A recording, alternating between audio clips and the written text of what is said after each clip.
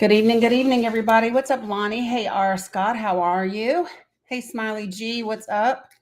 If you are joining me on YouTube or Facebook, make sure you speak because I cannot see you until you actually chat. What's up, Sandy? Hey, Brock. What's up, Get a Grammy, Leonard, Jody? How are you guys? Good to see you all. Um, Subscribers that are in my Sandy, we know better. Subscribers that are in my Discord, whenever we get off of here, I'm going to hop into the movie channel for just a moment. I want to share something with you guys specifically that I'm not going to share on here. So I will talk to you guys when we get done. What's up, Lisa? How are you? I'm trying to make sure that I have all the things going that I need going. What's up, Amber Nicole? Good to see you. What's up, MG Brock? How are you? Mary Shaw, good to see you. Hey, Holly, nice to see you as well. Hey, Sarah Cook. I already said Lisa. I got Sandy, Mary, Tam Bam. Hello, Joe May, Sarah, Patty Melt, Lisa. What's up, P. Jones? Good to see you again. What's up, Candy Kiss over on YouTube? Good to see you. Hey, Tammy, nice to see you. Gemini, nice to see you too. The names are going really quick. Win Dixie and Sherry and Rocky Dean and Lynn and all you guys. Yo, yo, yo, what's up, DeBose? How are you guys? As you can see, by the title of this live, I have a lot to talk about, and let me just tell y'all, I thought I was going to do this very nice and calming live. Like I'll tell you what I thought I was going to do at first. What's up, Funny Face on YouTube? Good to see you over there. What's up, Masani? Eric, good to see you as well. Yeah, so let me tell y'all, this is what I was going to do. I thought, you know what? I thought, I'll just do a live and kind of say, how is everybody coping? Like, let's just have a minute to decompress and maybe different people share, kind of what they are doing over the last week to kind of handle all the things that we are in, right? That's what I thought I was going to do. Hey, Tommy, what's up, Stacy D? What's up, Beach Bum? That is not what the fuck I'm going to do now. That is not what I'm going to do now. Not at all. Not at all. Not at all. Because then I did what I do sometimes. What's up, Husky? Hey, how are you, Heather? Hopefully you and Spencer are good. So what's up, Blue Nevada? Good to see you. Hey, Jeffrey, long time no see. What's up, Shanice? So, excuse me, one moment. Get over there away from your sister. I set you guys up for this reason, Mila. Stay on your side. Okay? Or Tutu's going to text mommy and mommy will come get you and take you to mommy's house. Okay. So trying to deal. I'm sorry, Sandy. Good Lord. My therapy is on Wednesday. So, what's up, Wendy P? All right. So let me just tell y'all. Then I thought, you know what? I just want to, maybe I'll go look at some things. I don't know why I thought I wanted to look. What's up, Den Mother? Hey, Kayla. What's up, Kayla? Okay. So let me just tell y'all. So this is what I thought I was going to do. I thought that I was going to, like I said, just have like a woo-saw so that we could all just kind of, right, Peculiar Eve, I don't know. And then, you know what, Lisa, let me tell you, I was dancing around my house. So first of all, I saged my house, right? And I was playing happy music and I was doing the thing and I was feeling really great. And then I thought, you know what, just to kind of pull everything together for people, I should probably just pull out some things from Project 2025 that have already been implemented by Trump and like literally refer to them by page number, right? And don't ask me how I got to a part that apparently I hadn't seen it before, or maybe you know how there's so much in here. It's 900 and some pages. So when you read something, you don't necessarily know what it is, right? But you know what I mean? Hey, Becky. And so, yep, I'm live on Facebook, YouTube, and on TikTok. I'm live on all three. And the reason I'm live on all three is because this information is so important that I'm actually hoping some Trump supporters who won't talk to me in regular life or talk to me when I'm live on just Facebook, we'll just listen in the background, right? What's up, Shannon? And so so I thought, you know what, let me just pull out some things and kind of pull it all together. And then as I started to read, I don't know, I just kind of like looked up a couple of words and then I saw something that literally has me okay, I am not an alarmist, as we all know. What's up, Tracy? Right? I'm not. I am not an alarmist. And I am concerned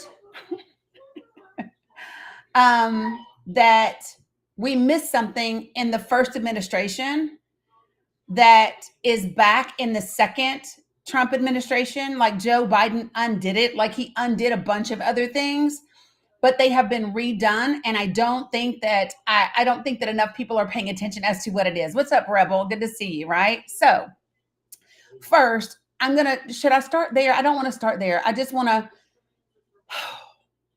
okay. So what I have in front of me, how many of you guys have Project 2025 available to you? How many of you guys actually have like a copy of it, or you have the PDF somewhere and you can actually like look at it? How many of you guys have it? Yes? Perfect. So for those of you guys that are on Facebook and YouTube, I will share my digital with you, okay? Now, I'm going to start at immigration, and then I'm going to go somewhere. That's okay. No worries. There's a link to it in my link tree, folks, but don't worry about it. I'm going to tell you what page I'm on. And we're going to go from there. Okay. And, I really want people to pay attention. Yeah. So Kathy, it's in my link tree. Jay Vincent, fear mongering 101. Yeah. So here's what I'm going to say just directly to you. Fuck you. Get out of my live. That's what I'm going to say. Like, just bye. Somebody mute that ass and get on moving. Because I'm not today. I'm just not. I'm just not. Thank you. Appreciate it. Love that for them. Love that for them. Yeah, this is a big fuck you, get out tonight, because I don't get this way very often. But if I read something that makes me go, what in the absolute world, right? Then it's a big deal.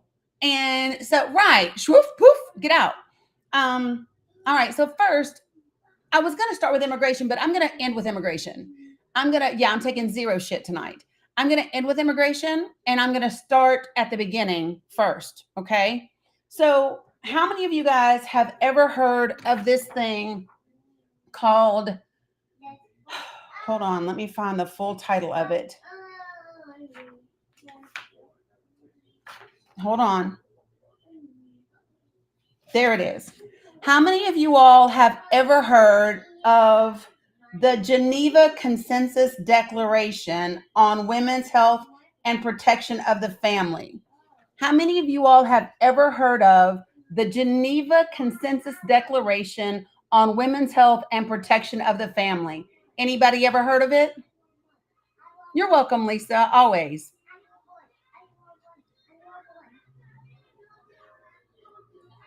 Okay. All right. So here we go.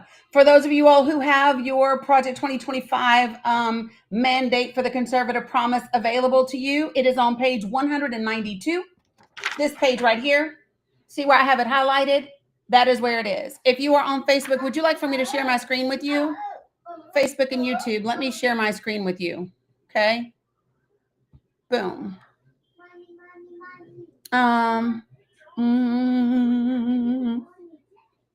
Do I have, hold on. There it is. That's what I want. Boom.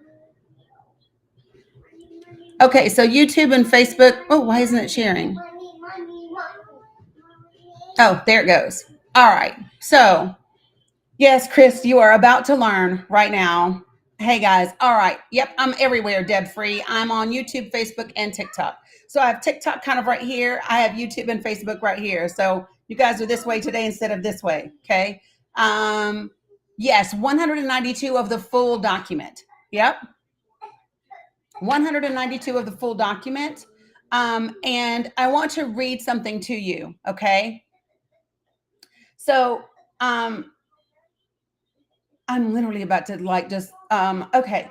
So let me just tell you all that we joined this consensus declaration under the Trump administration, the first go round. On January 28th of 2021, Joe Biden took us out of that. 3 days ago, Mark Rubio put us back into the Geneva Consensus Declaration on Women's Health and Protection. And the reason I wanted to really find out what this organization was and who was a part of it is because of the way that it is mentioned in Project 2025. And then I'm going to take you to a piece of legislation that is part of it. Okay. So remember, we've already talked about one other piece of legislation before. Remember when we talked about HR 7 that is currently in the House that was pre-filed? Remember that? HR 7, which we can talk about again. But I have another piece of legislation that I want to show you that is connected to this. And both of them are alarming. So first, let me just tell you this. I want you all to hear the countries that signed on to this with Trump back in 2016. You ready? So this is what happened. The declaration was signed by unspecified, quote, ministers and high representatives of government from Bahrain, Belarus, Benin, Brazil, Burkina Faso, Cameroon, the Democratic Republic of the Congo, the Republic of the Congo, Djibouti, Egypt, Eswatini, Gambia, Georgia, Haiti, Hungary, Indonesia, Iraq, Kenya, Libya, Kuwait, Nauru, Niger, Oman, Pakistan, Paraguay, Poland, Saudi Arabia, Senegal, the South Sudan, Uganda, Sudan, United Dubai, all of those, the US and Zambia. Now, do you notice who is not there? Our allies. Where are our allies? And now let me ask you something. What do those countries have in common when it comes to women? What do those countries have in common when it comes to women? Oh, y'all, somebody flagged me for harassment and bullying. I did not. I did not. I did not harass or bully anybody. Now, if you come in here harassing and bullying me, I have the right to tell you to get the fuck out. That's what I can do. All right. So, yeah, should I restart the live? Yes, I'll restart. Okay, I'm going to restart. Here we go. I'll be back. I know who it was. I'll be right back. I did say Haiti. I did. YouTube and Facebook, give me a minute. I'll restart. Give me a second, TikTok. Oh. They didn't like me telling them to get the fuck out. Right. No rights for women, Heather Wilson. And that is the thing that is important. And that is why and that's why I need to share all of this information with everyone because it's very, very, very important. Let me make sure that I am on the page. Am I on? Okay. So I'm going to go right here for you guys that are on Facebook and YouTube. Welcome back, everybody. I'm not going to do everybody's names all over again. Just welcome back. I'm going to give it a second for everyone to get here. So the thing that everybody can find in common with all of those countries is they do not think that women should be entitled to their own rights, entitled to their own bodies, their own autonomy, their own anything, right? And so it's very concerning that we would enter into some sort of declaration with those countries, especially when it comes to women and women's health, right? So let me just read to you what Project 2025 says about it. For all of those people who tell me that Project 2025 is not a thing, that Donald Trump is not doing Project 2025, as if we already don't know that that's not true, let me go ahead and let you know for sure. I just want you to connect the dots. Not that I expect any of you all to admit it. For those of you all who are like serious MAGAs, I don't expect for you to admit it ever, especially not to me, but I don't really care. You don't have to admit it to me. I want you to be aware, and then I want you to think about your loved ones. That's what I want you to do. Because here's what it says on page 192.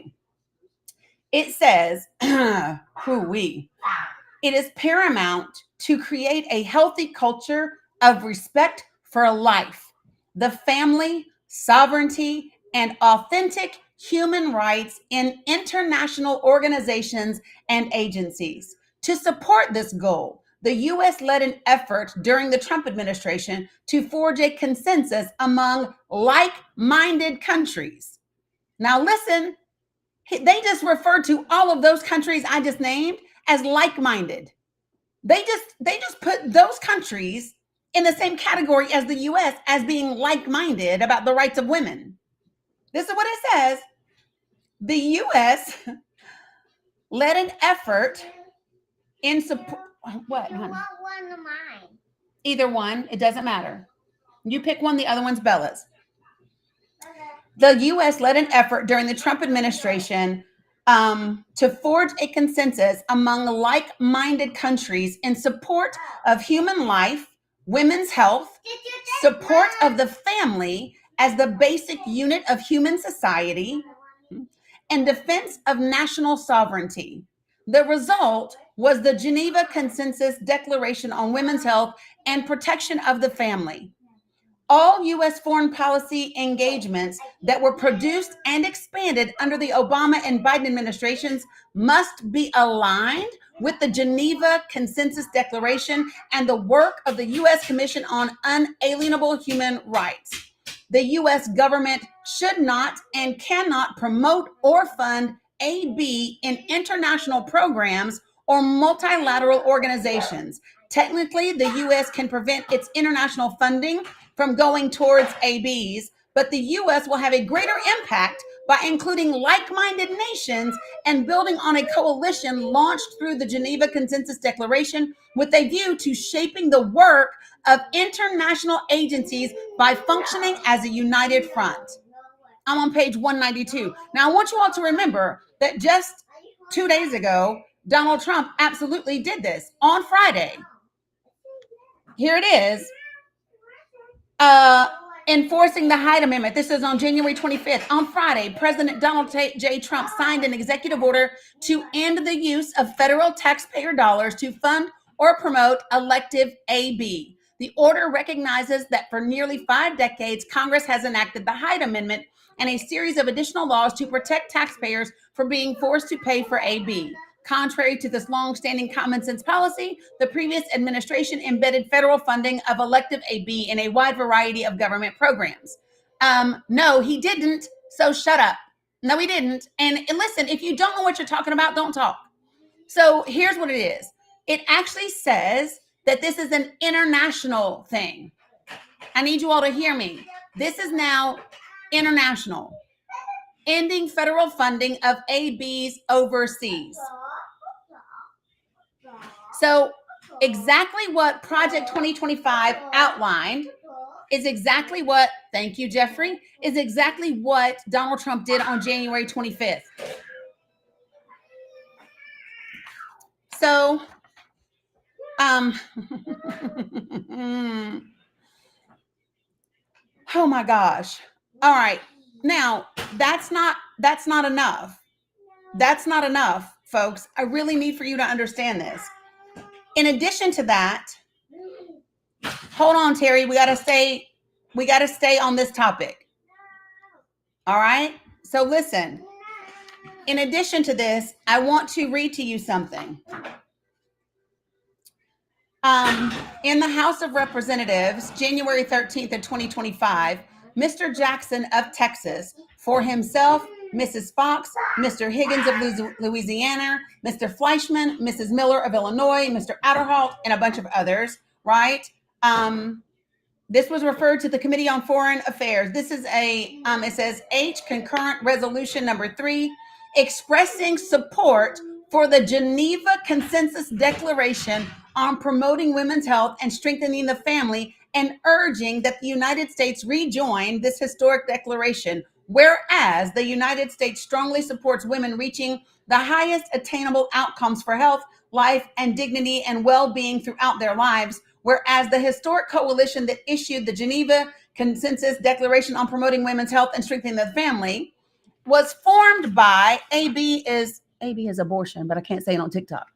Was formed by an international obligation on the part of states to finance or facilitate AB, whereas the Geneva Consensus Declaration reaffirms that, quote, the family is the natural and fundamental group unit of society and is entitled to protection by society and the state, whereas the Geneva Consensus Declaration Coalition strengthens the collective voice of the signatory countries to prevent any country from being intimidated, isolated, or muted on the core values expressed in the declaration. Listen, Congress, now be it resolved that Congress One, affirms the commitments to improve health for women and protect life and family made in the Geneva Consensus Declaration on promoting women's health and strengthening the family, and applauds the signatory countries for their dedication to advancing women's health, protecting life at every stage.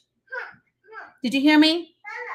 Protecting life at every stage, while affirming that there is no international right to AB. Did you hear what I just said to you? Protecting life at every stage and affirming that there is no international right to AB. Yes, Stacey D, trying to ban it globally. And you all know about the bill in South Carolina, which is Bill 3537. Bill 3537 actually says from fertilization, Candy Kiss. In South Carolina, the bill that is being proposed in the state legislature says from fertilization.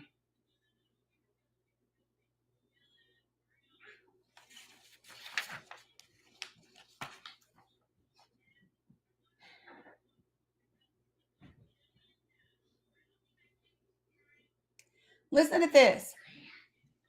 Point number 3, welcomes opportunities to strengthen support for the Geneva Consensus Declaration. Number 4, will defend the sovereignty of every country to adopt national policies that promote women's health, protect the right to life, and strengthen the family as enshrined in the Geneva Consensus Declaration. Number 5, will work with the United States executive branch to ensure that the United States does not conduct or fund ABs.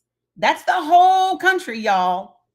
For those of you all who just said to me, it's about sending it back to the states. Nope, that ain't what it says. It says, number 5, will work with the United States executive branch to ensure that the United States does not conduct or fund ABs, AB lobbying, or coercive family planning in foreign countries consistent with long-standing federal law. And 6, urges the signatory countries to the Geneva Consensus Declaration to defend the universal principles affirming the value of every life and the family expressed in the Declaration.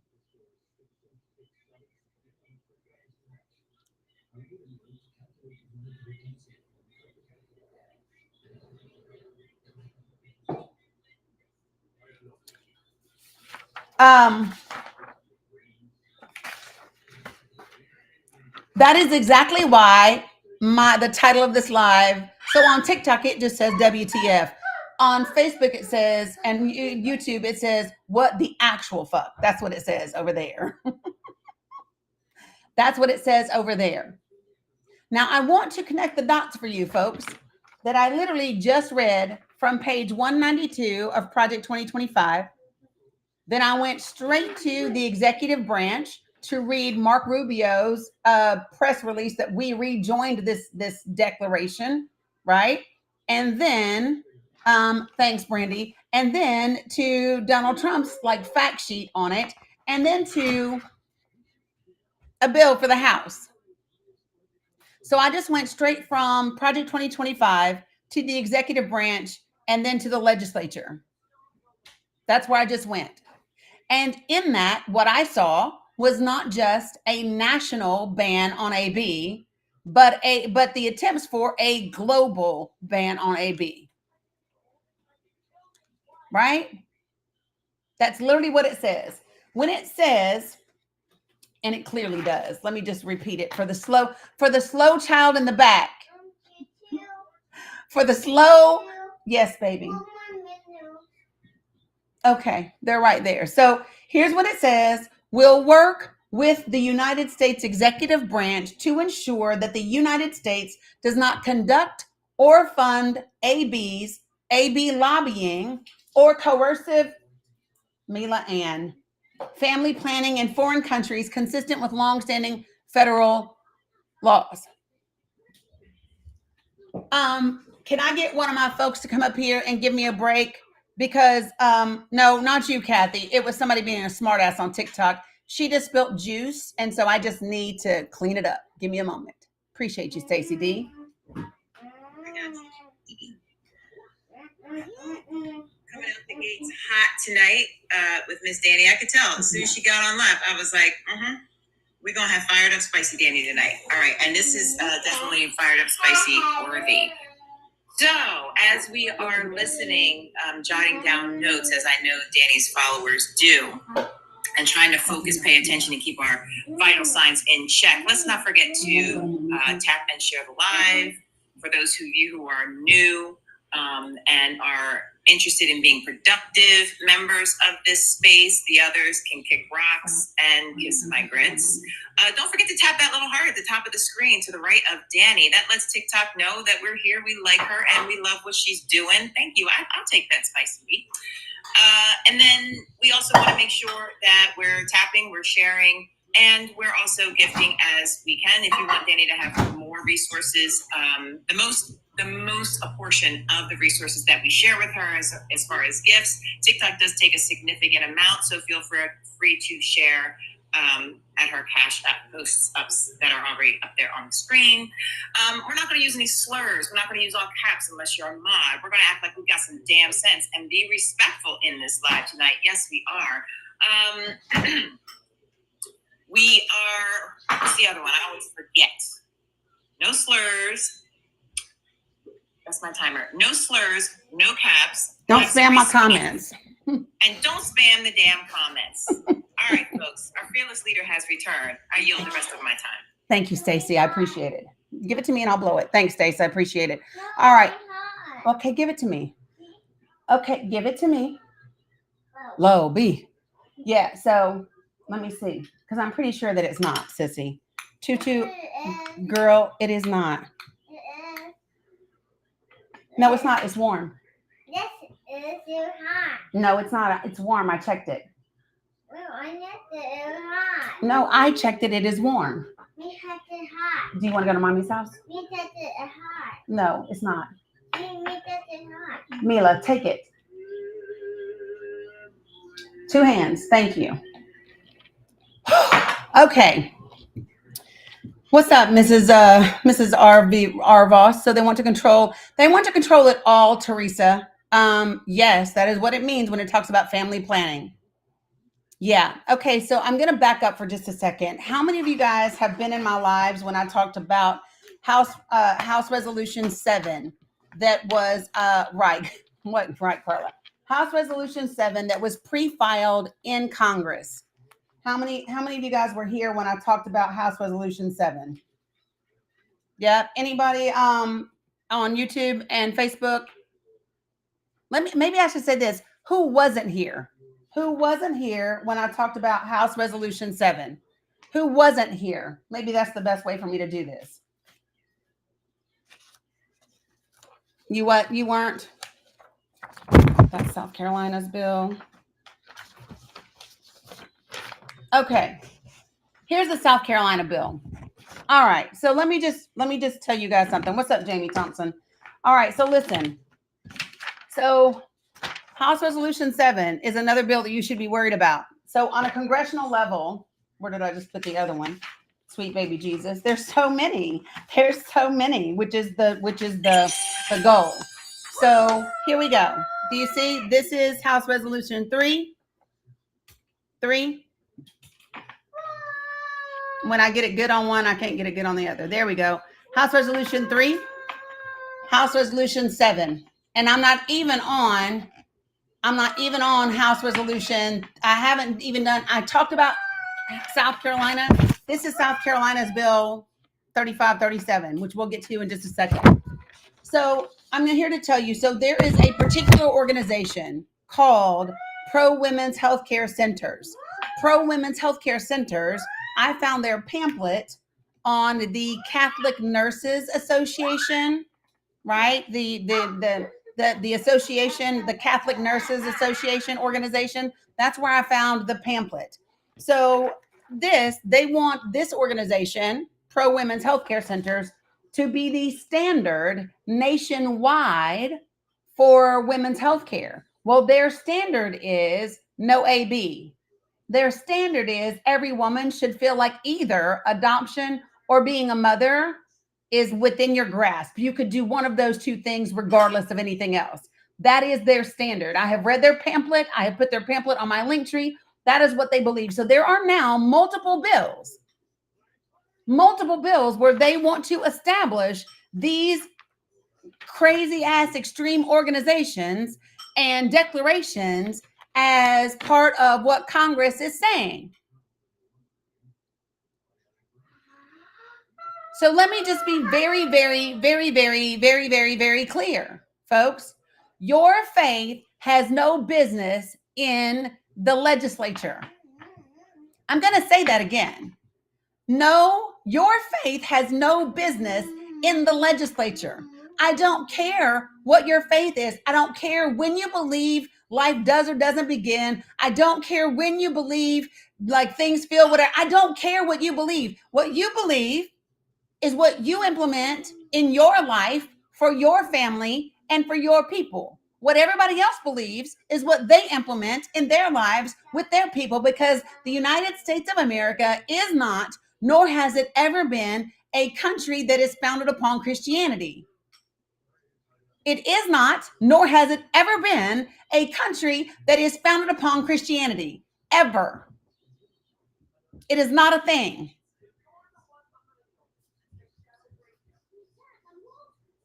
And I'm going to tell you, the founding fathers said very clearly, do not put faith into our laws. The shit that they're trying to do in Oklahoma right now, let me just be clear. The things that they are trying to do in Oklahoma, where they want taxpayer dollars to fund a Christian charter school, they tried that in the state of Virginia. Did y'all know that? Come on, y'all. Hold on a second. I'm going to find it for you. Oh, hold on. I got too many things pulled up. YouTube and Facebook. I'm going to stop sharing for just a second. All right. Where is my browser? Here's what I wanted. There it is. The Memorial and Remonstrance Against Religious Assessments. Okay. So in 1785, is it okay if we go back to here? I know some of y'all have been with me and heard this, but there are some people who have not.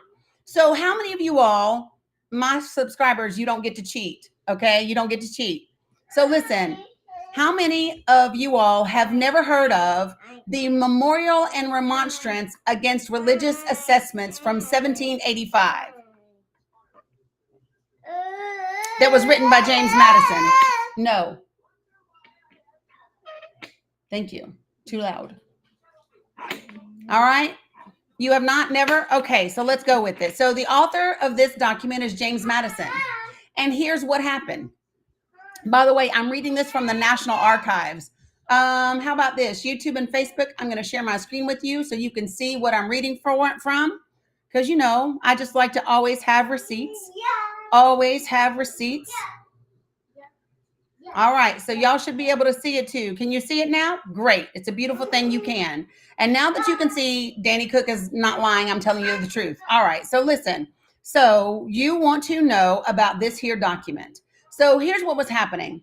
In Virginia, they wanted to fund a Christian school. They wanted there to be a Christian school in the state of Virginia that was funded. They wanted taxpayers to pay for Christian teachers.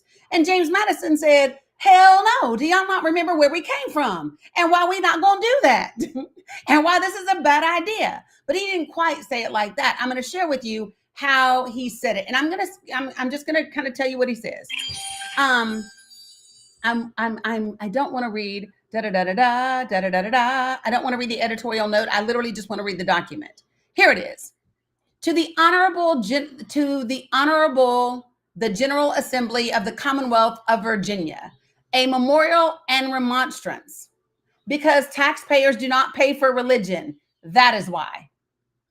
The taxpayers do not pay for religion to be taught. That is why. Unless you want to pay for them to teach atheism, unless you want to pay for them to teach Wicca, unless you want for them to pay for Satanism, unless you want the taxpayers to pay for teaching Islam and Sikh and Buddhism and all the other things, right? We do not pay for religion to be taught. Because we are a country that is founded on the freedom of religion. So here's what it says. It says, we, the subscribers, citizens of the said Commonwealth, having taken into serious consideration a bill printed by order of the last session of General Assembly entitled, quote, a bill establishing a provision for teachers of the Christian religion, end quote, and conceiving that the same, if finally armed with the sanctions of a law, will be a, Mila, it's right there. Bella, it's time, love.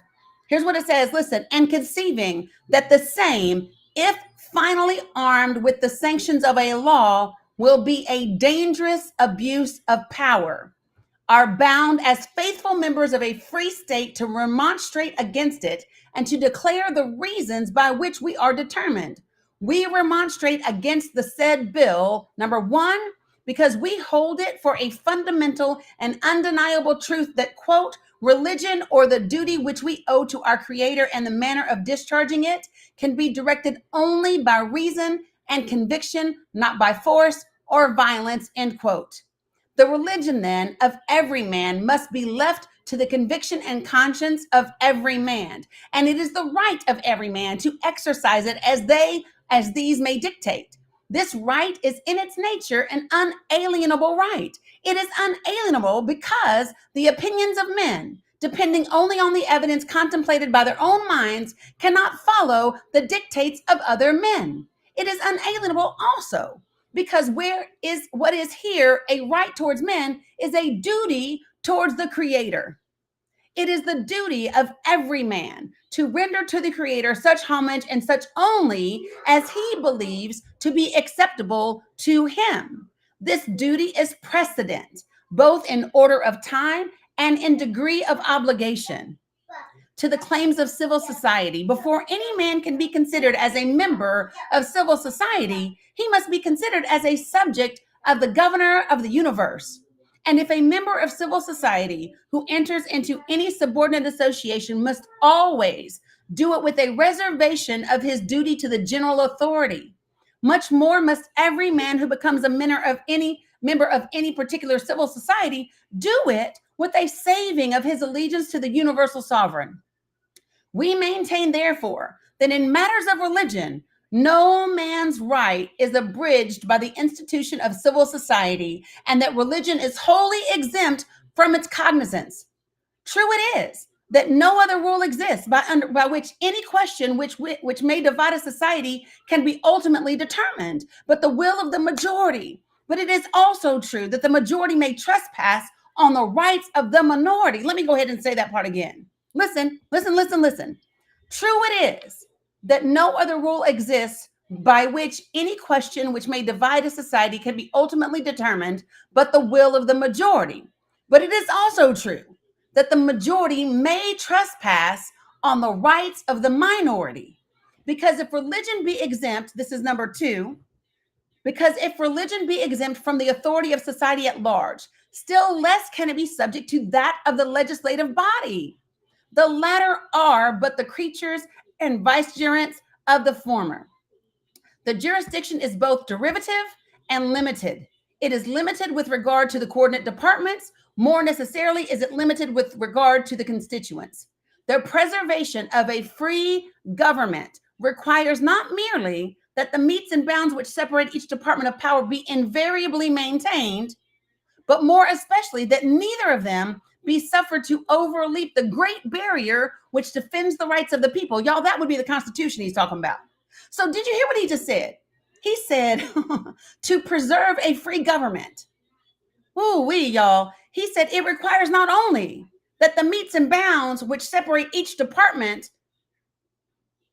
are maintained. He said, listen, you got to keep the judicial separate. You have to keep the executive separate. You have to keep the legislative separate. It's not only necessary that we do that, but also that none of them ever overlap the great barrier which defends the rights of the people. And that is the Constitution.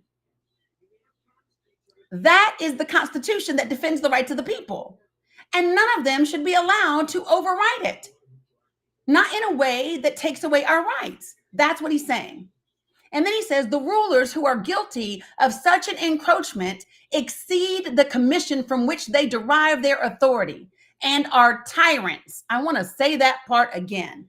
The rulers who are guilty of such an encroachment exceed the commission from which they derive their authority and are tyrants.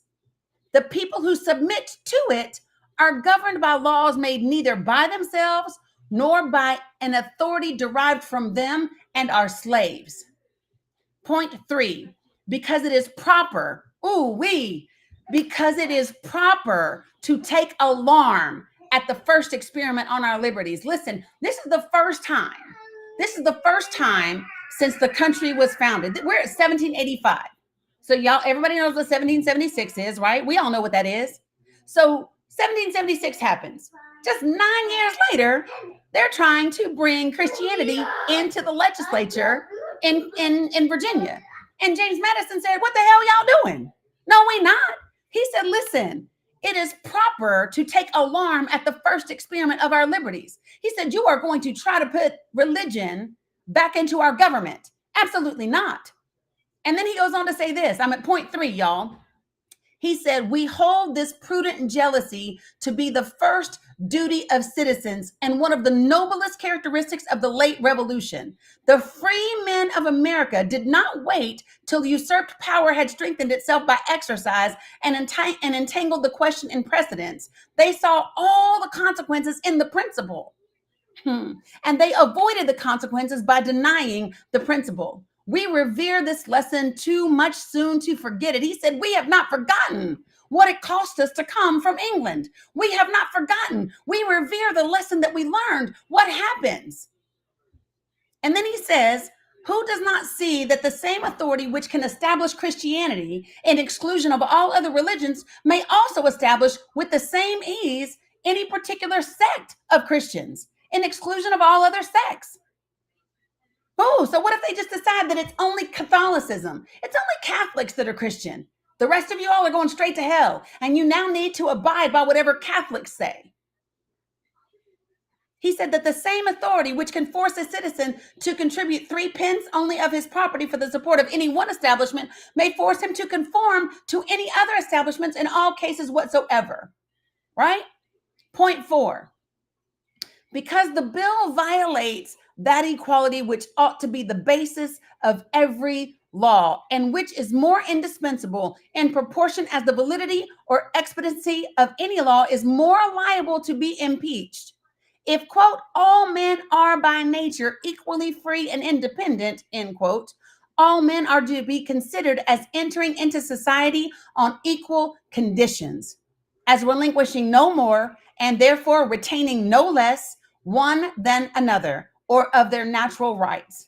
Above all, they are to be considered as retaining, quote, an equal title to the free exercise of religion according to the dictates of conscience, end quote. Whilst we assert for ourselves a freedom to embrace, to profess, and to observe the religion which we believe to be of divine origin, we cannot deny an equal freedom to those whose minds have not yet yielded to the evidence which has convinced us. If this freedom be abused, it is an offense against God, not against man. Let me just go ahead and say that part again. He said, if this freedom be abused, it is an offense against God, not against man. To God, therefore, not to man, must an account of it be rendered. As the bill violates equality by subjecting some to peculiar burdens, so it violates the same principle by granting to others peculiar exemptions. Are the Quakers and the Mennonists the only sects who think a compulsive support of their religious unnecessary and unwarrantable? Can endowed above all the others, can their piety alone be entrusted with the care of public worship? Ought their religions to be endowed above all others with extraordinary privileges by which proselytes may be enticed from all others? We think too favorably of the justice and good sense of these denominations to believe that they either covet preeminences over their fellow citizens or that they will be seduced by them from the common opposition to the measure. Listen, he said, let me just make sure y'all understand something. If you try to force people into Christianity, you are offending to God because God gave those people free will. So who are you to take it from them?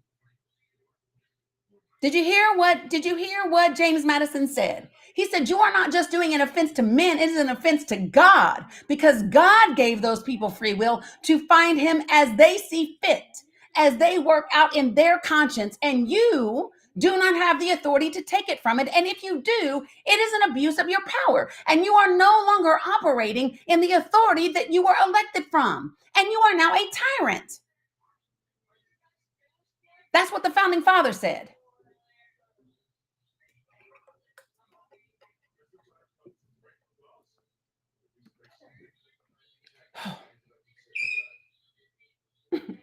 Becky said, please send this to Joy Reid.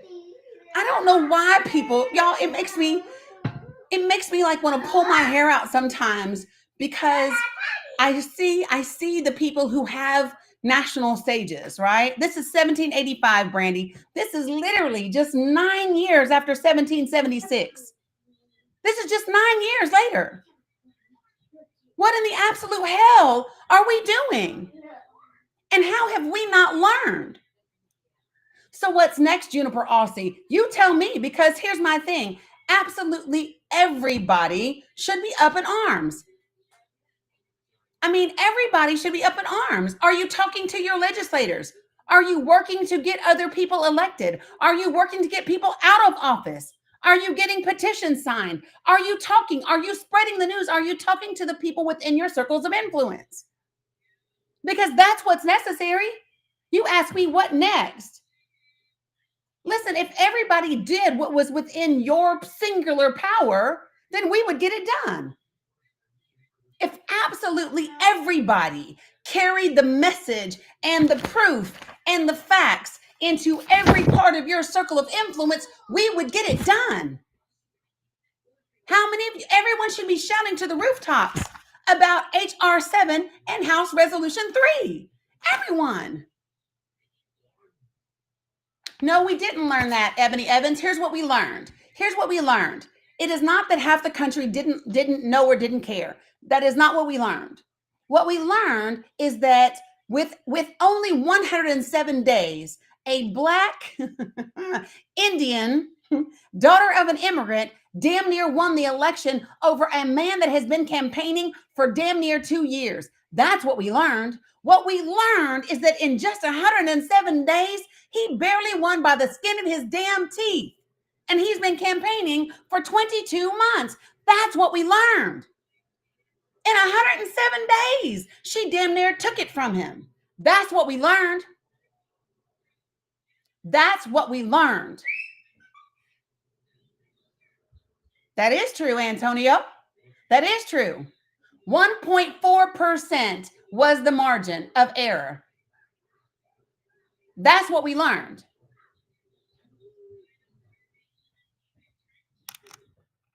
Just to be clear.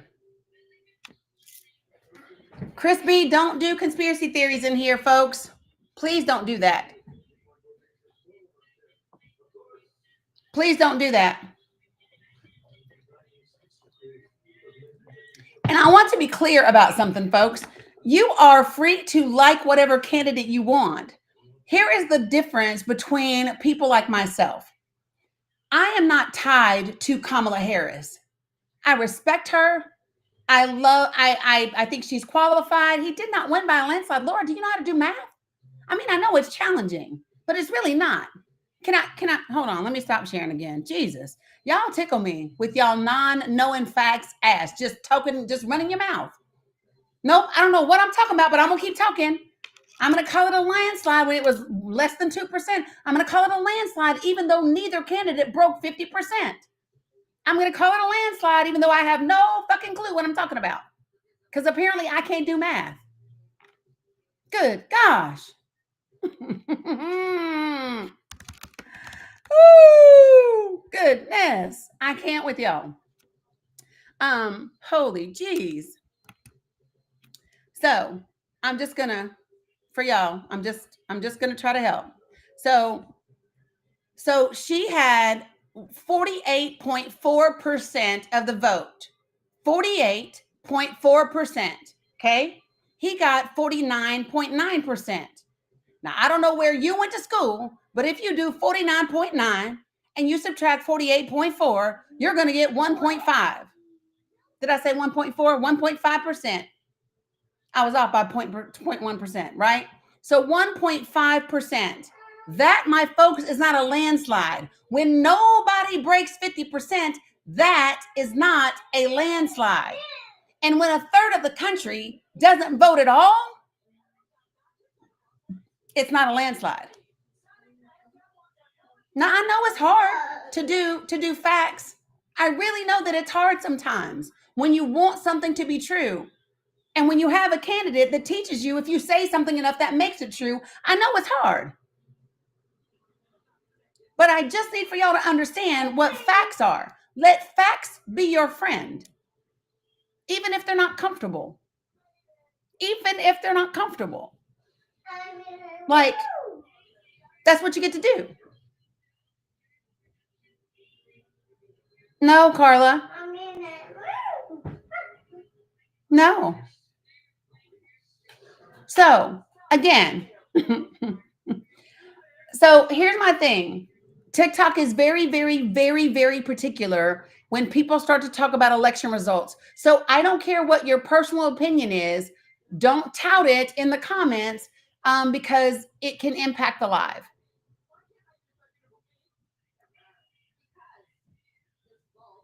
Well, you won't hear from Jill Stein, Ebony, until it's another election time. You won't hear from Jill Stein. She only comes out every 4 years to steal enough of the Democratic vote, right? And then she takes her ass home. That's what she does. That's who she is. And people fall for it. That's what happens.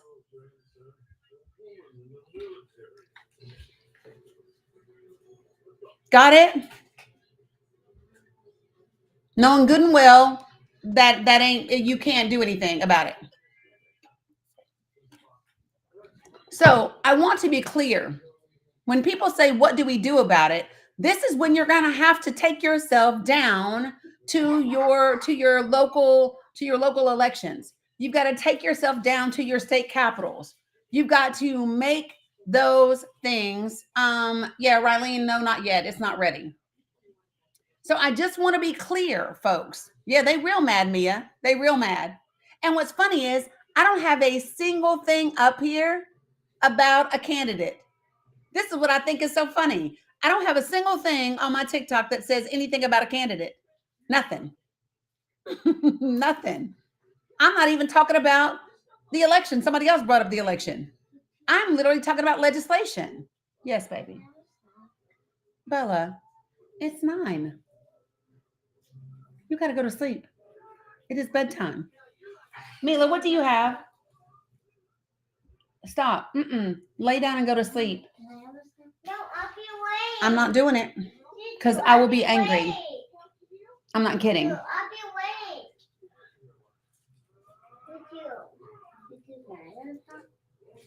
No, we did snacks already. It is 9 o'clock. You should be asleep. It's 9 o'clock. So, folks, what I'm talking about right now is yeah, I'm not doing it. Because they do, Amor, because they do. Like, this is life. Like, so this is the difference, right? Is I'm a grandmother. I thank you, Small City. I appreciate it, right? I have to manage. I don't care. I don't even know what Richard is saying. Health and happiness. Hold on one moment. I'm going to tell you right now that if you don't lay down and go to sleep, okay, because in the morning, if there's a problem getting up for school, we're not doing this again. Do you want me to wait? What? Wait. Yes, go sit down. All right. So, well, Becky, before we even get to the election in 2026, right? Hey, Mila, worry about yourself. Don't worry about Bella. You worry about you. So, Thank you, Michael. All right. So listen, let me just say this, folks. Before you even get to the midterms in 2026, right? The other thing that you've got to be thinking about is the fact that we have special elections. And so you've got District 1 and District 6 in the state of Florida, and they have special elections that are coming on April 1st. And yes, they are normally Republican places. Sure, they are, right?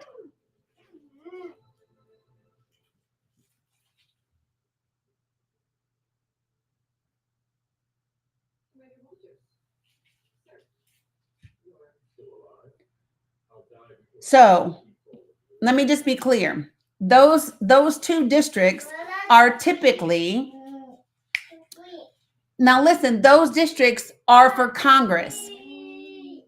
Those districts are for Congress, okay? Mila, I'm texting mommy. No. Then you better lay it on down, chick. What about the sleep? Leave Bella alone. Don't worry about Bella going to sleep. You worry about yourself. No, Bella. Okay, well, we're gonna see, because if I have to text mommy, she's gonna come get you. No. Okay. All right. So listen to me, folks. So you might look at the numbers for District 1 and District 6, right? And say, oh, well, those are like 65-35, and you're not going to flip them in just 2 months. That might be true.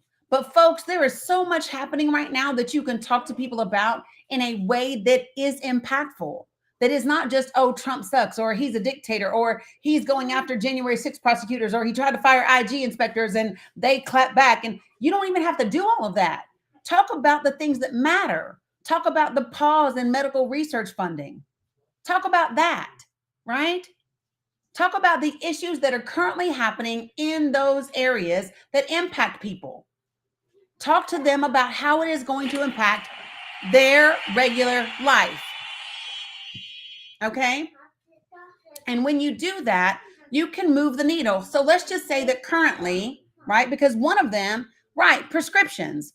100%. Talk about them damn prescriptions. Talk about your insulin going back up to $300 and $400, right? Talk about that. Mila, get away from your sister. No, leave. Okay. Yep. No. Yeah. Because Tutu can't do it. And I'm not going to. Because I don't have to. No.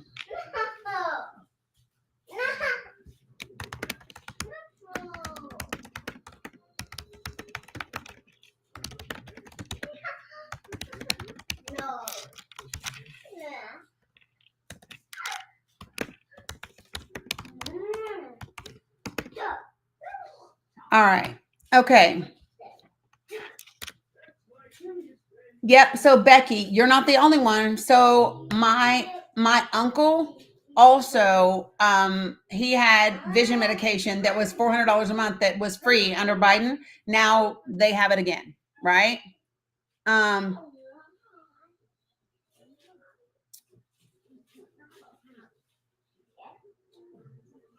Yeah, no, I don't really want to talk about the Gulf of Mexico because it's not like actually a relevant issue that's going to impact anybody's life. Like I literally could care less what the name of it is, and it's just a distraction. It doesn't impact how people eat. It doesn't impact how people get medicine. It doesn't impact how people go to school. It doesn't impact how people live. It doesn't impact whether they get, barged upon in hospitals, in churches, in schools, and put in chains. Like I don't care what he wants to name anything. I don't give a damn. I literally don't care. Because while everybody is busy talking about that dumb shit, they are doing things like HR 7 and HR 3.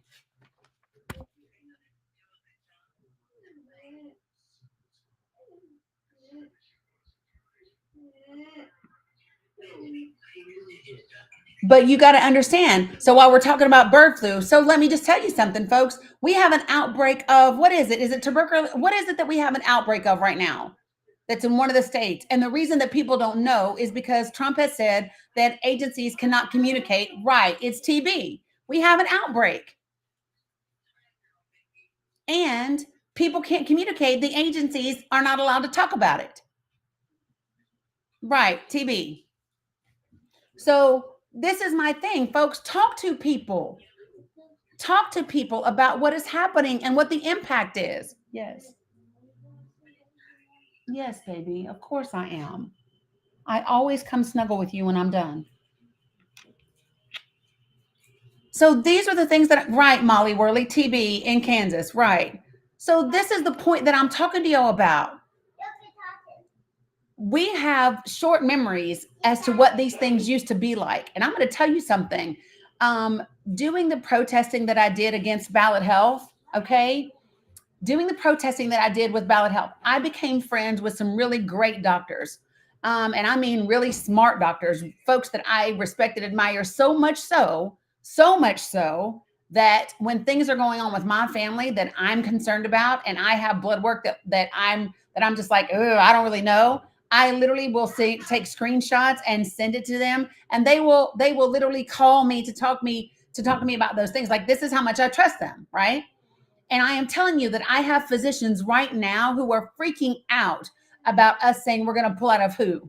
I have physicians that are freaking out right now about these outbreaks and the lack of communication and the lack of transparency with the American people about all of these things, right?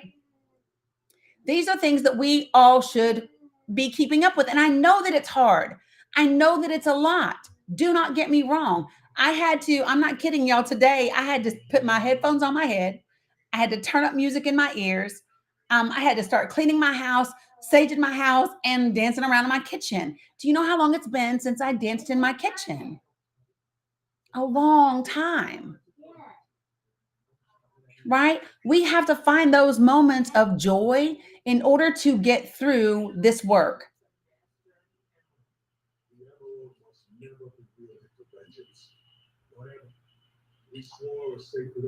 So I'm just telling you, this is going to be the balance.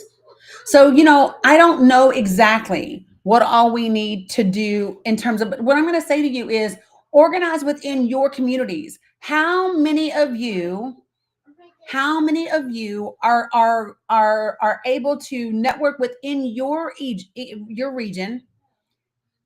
Yeah, no, these are House resolutions going before Congress. This one went to the Committee on Foreign Affairs. Mother Hen, are you talking about the bill, Project 2025, or James Madison? I can't find my phone. You can't find your phone? You just had it over there. I can't see it. Teacher, I can't see it. Okay, give me a second. I'm going to bring you guys up. I can still hear you. Facebook and YouTube, you'll be able to hear them too. I'm going to help her find her phone while y'all chat, while y'all talk. Got it. What's going on, Stacey D? What's going on, Amy? Hey, maybe you guys know this. So I've been of course, Nora's going to start. So since House Resolution 7 came out, I have been trying to sort through and understand more the difference between, a bill and a resolution, or a joint resolution, or a conjunction. And it appears, of course, this is going to be a problem. It appears that a House resolution, which is HRES 7, it says it's more so like a what does it say? Simple resolution addresses matters entirely within the prerogative of one house, such as revising the standing rules of one chamber. Simple resolutions are also used to express the sentiments of a single house, such as offering condolences to the family of a deceased member of Congress, or it may give advice on foreign policy or other executive business. Simple resolutions do not require the approval of the other house, nor the signature of the president, and they do not have the force of law. So I've been trying to wrap my mind around how House Resolution 7 then impacts us. Yeah. From a legal standpoint. Yeah. So resolutions are a way to test the waters and a way to get something on the record in Congress. So if they can pass this resolution that talks about what the standard is, then basically what they get to say is, listen, this is something that we passed. Like everybody already agreed to this. This is why it should be a bill. It takes them one step further down the line to be able to say, okay, so this is what we should do and what we shouldn't So do. will they reintroduce it then as law? Yeah, they can then the next go around they introduce it as a bill. Okay. Yeah, they're testing the waters right now. Yeah. Okay. And then the concurrent resolution is also, it's similar. Mhm. Where it's concurrent resolutions are generally used to make or amend rules that apply to both houses. Yep. They're also used to express the sentiments of both houses. For example, a concurrent resolution is used to set a time of Congress's adjournment. It may also be used by Congress to convey congratulations to another country on the anniversary of its independence. Another important use of a concurrent resolution is for the annual congressional budget resolution, which says, okay. So I'm just trying, like, as these things are coming through, because this is really the first time for me to ever like follow legislation very intentionally. Right. And I'm just trying to wrap my mind around like when these things come through, what they truly actually are, because they're obviously not all created equal. Right. Nope. So that was just me trying to sort through like what that means for right now, especially when we have so much coming at us. Mm-hmm. Just really trying to sort through what needs what type of action. Yeah. So and this is my thing, that so it's like it's a type of legislation, but it's not necessarily a law. It is expressing the sentiment of the House.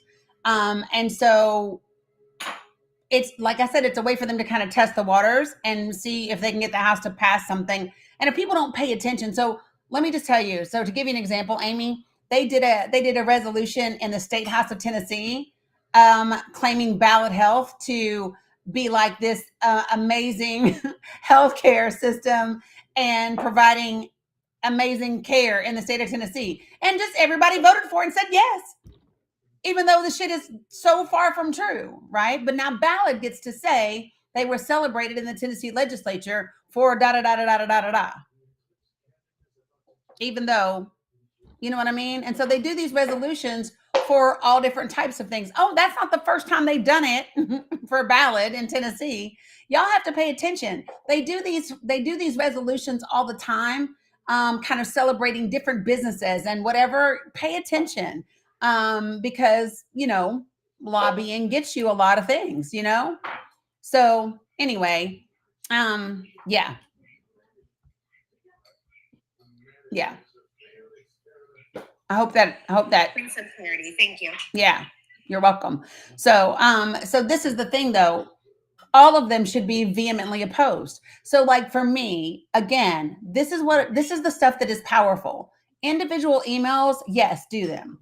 And if you have people within your network, and then those people have people within their network, can you imagine, let's just say, the same way that I did a Google Doc to get all of you guys information, right? So for those of y'all who do not know, because we don't know what's going to happen to TikTok, in my link tree that is on my TikTok profile, I have a Google form, and it asks for your TikTok handle, your email address, and whether you're your first name and whether you're a subscriber or a follower, right? And the reason I do that is so that no matter what happens, I can still email you. I can tell you guys how you're going to be subscribing, which is something that I got to talk to my subscribers about in Discord when we get off of this thing. But it's a way to do all of that so that no matter what happens, we can still stay in touch. We can still coordinate. We can still organize. We can still do all of those things, right? In that same way, can you imagine how powerful it would be? Let's just say, Amy, for you, that you did a Google form, a Google form that was a petition. And at the beginning of it, you address HR 7 and the concurrent resolution for House concurrent resolution 3. And in that resolution, you reference, you know, kind of both of these two things, what it means, what each of them aims to do, and that and this is a petition that residents in this state or in this district, right, oppose this. And no, nobody subscribe right now on TikTok. Just hold on. Don't subscribe right now on TikTok. And I know y'all are like, why are you telling people? Just don't. Give me 3 more days. I am waiting on a piece of paper to come back to me. Michael already knows this, but just give me 3 more days. The process was a little bit longer than I thought. But anyway, so listen, So then imagine that, let's just say you're in your district, Amy, between you and the people in your inner circle, right? You all fill out that Google form, right? And all you have to do is have people put their city, their state, and their first name, last name, county, right? That's it. And then let's say that you all do that. Thanks, Juniper. And then each of your people gets 5 more people from their inner group, 5 to 10 of them. And then all of a sudden, you have 500 people in one county or 300 people in one county that are saying, we oppose this. So then when you go to email your representative and you download those responses and you put it in a PDF so they can't change it, right? And then you send it in. Now you're saying, hey, listen, you are risking the votes of 250, 300 people in your area because we all say no. Yeah, but neither one of these, Heather, are joint resolutions. Neither of these are joint resolutions. One is a House resolution and the other one is a House concurrent resolution.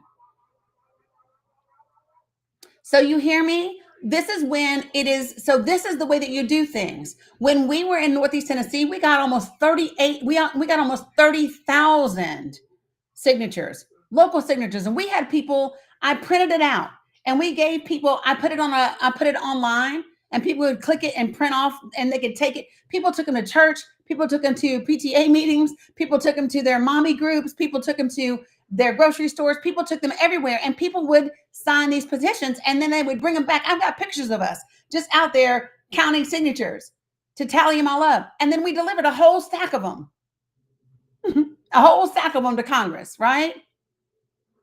And this is what I'm saying. It has a bigger impact when you now tell your legislator, you are risking the votes of several hundred of us. It's not just my singular vote. This is all of us saying that we are not for this. And then you have to be loud. You have to be squeaky. You have to. And all that comes with it. Danny, I have a question. Yeah. Okay, so when you say to pay attention, and I get it, all of us do. When these resolutions are made up, are passed, or introduced, where do we see that? Where do we find that? So I put one of them in the link tree. Give me a second. No. I mean, like, where did you find it? How did you know? When you're saying pay attention when these things happen, is it just it comes across as a bulletin in the news? What have you? No, so you can. There is a website that I gave you guys for like all of the things that are being introduced and all of the things that you can watch for. For me, no, it comes because my ass was sitting here and I was reading back through Project 2025 and I was searching by particular keywords. So I literally searched by the word deportation, which I haven't even gotten there yet. And then I searched by the AB word. And what I wanted to see, I wanted to pull out particular bullet points for each of those things because I wanted to be able to draw the correlation directly between what was on the pages of Project 2025 and exactly what is happening now. And much of it is word for word the exact same thing. Right. So so you're saying the website is in your link tray? For which one? For bills for Congress? Yeah. Hold on. Daisy, I'll also say, so all of these are also just at congress.gov if you're searching legislation. And obviously we know there's like so much that it can be overwhelming, but if there are certain areas, you can set like alerts. Yep. For when legislation is coming through for certain topics or areas, or if you want alerts for the progression of a legislation to see how it's changed status. Okay. Or if you want alerts every time your representative has co-sponsored legislation or has introduced something for themselves or your senator, you can have it set up that way too. You can like filter through that. Okay. Bella. And while Danny's doing that, the other thing I wanted to say is I think that, and this is not to gas your head up, Danny, but your brilliant brain reads through those James Madison papers and is hearing it and comprehending it at a rate and speed that I think many of us do not.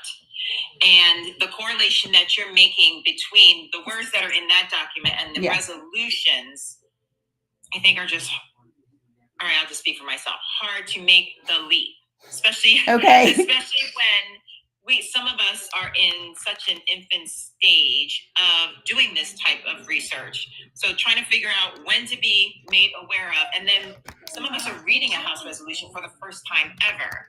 So then taking that, understanding digesting what I'm reading in these resolutions, and then correlating it back to certain things just feels a little bit like, like I'm never gonna catch up. Got it. So Got it. And I'm just saying these things because I was reading some of the comments as you were reading them, and I'm trying to listen to you and your passion, and you're like, and then, and I was like, oh right, I know this is an important part, but wait, what did she say 5 seconds ago? What was that? Because when I read it, do y'all remember the first time I read the Alexander Hamilton, the very first Federalist paper? Yes. And see, I have goosebumps all over me.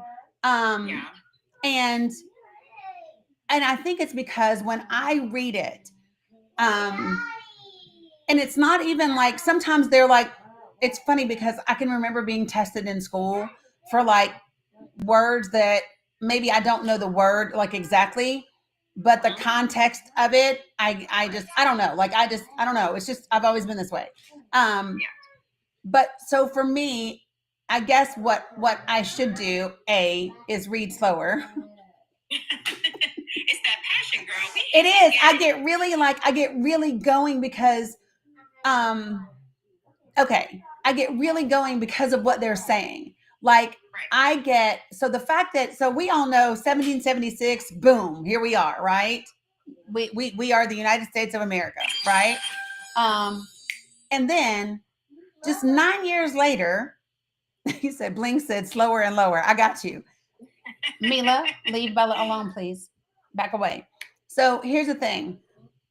Okay, so this, to me, remember when I was reading the transcripts and I was reading the Hirschman's and I was like, can y'all imagine this? Like, my brain pictures it happening.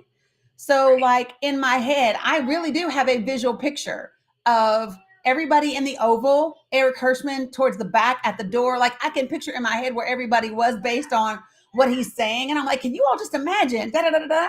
So like for me, I can imagine being James Madison and hearing, what's up, Ethan? And having it be just 9 years later. So picture it like this. Here's a good way to say it. So it was just 5 years ago that we got rid of Trump, right? It was just 4 years ago that January 6th happened, right? And do you remember how we all felt like, are you fucking serious? You want to try this again? That is how James Madison was feeling right now. He was reading this bill that was being put forth for the Commonwealth of Virginia, right? And he was saying, are you kidding me? It's only been 9 years and you all are acting, have you already forgotten what it was like for us? He says, have you already forgotten? He said, okay, so I hear you. St. Bart said, my brain doesn't picture things. Thank you, Brandy. So this is what he's saying. So let me see if I can do it again. And thank you, Stacey, for saying it. So this is what he's saying. I'm going to kind of read it. Okay. So he says, we, the subscribers, citizens of the said Commonwealth, because it's the Commonwealth of Virginia. Okay, wait, before you go any further, Yep. Because I know I've seen it in the comments, the full name of this document, and we can just Google it. Yep, it's in the link tree. But it is called a memorial and remonstrance, is what it's called. A memorial and remonstrance I skipped over the entire editor's note. And the reason why is I don't really want to read anybody else's note on it. I want to read it for myself and form my own opinion. I did the same thing with Project 2025. I have two versions of it. I have one from somebody at NPR, and they put all their little notes at the beginning of different sections.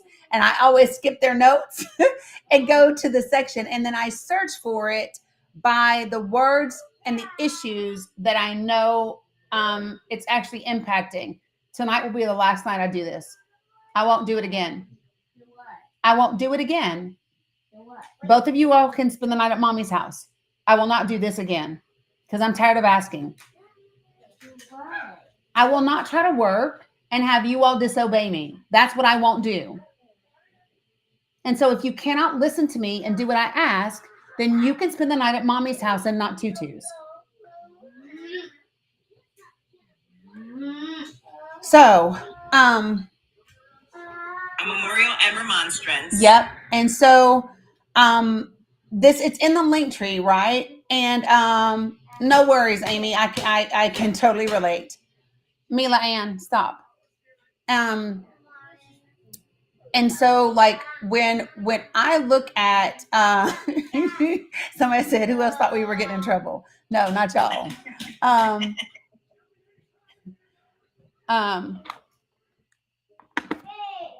Okay. So, yeah, that was me turning off Sonic. If we can't listen to Tutu, well, you can cry. That's okay. Yeah, that's what happens when you don't do what I ask.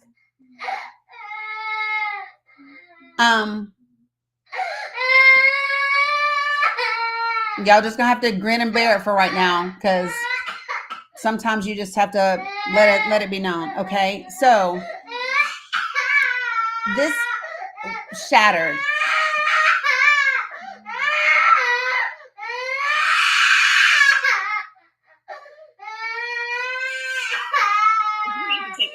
Yeah, definitely consequences. Right. She can just, yeah.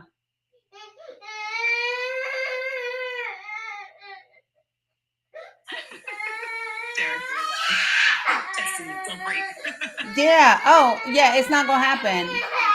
Listen. I'm just gonna be really honest, right? How many times did I ask? Like way too many, right? Way too many. Yeah. So if you keep screaming, I'm gonna text mommy right now. Then turn it off. If you scream again, mommy's gonna come get you. So I suggest you go on your pillow and get your phone and watch your phone. All right. So thanks, Wendy. No, you watch it on your phone. Yeah. Yeah, I'm not turning the TV back on. Mm-mm.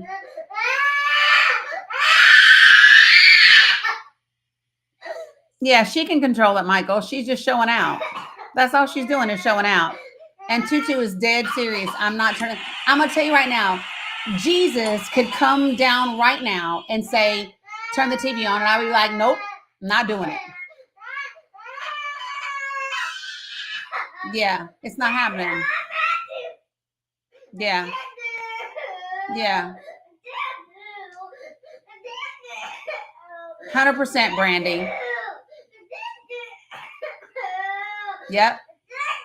Nope. We're going to do boundaries today. We're going to do hard boundaries today. Yep. Yeah, you did mean to. Don't say you didn't mean to, because you did.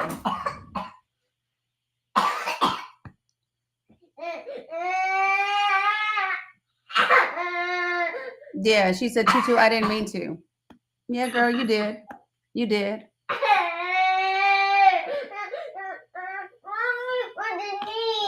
You want what?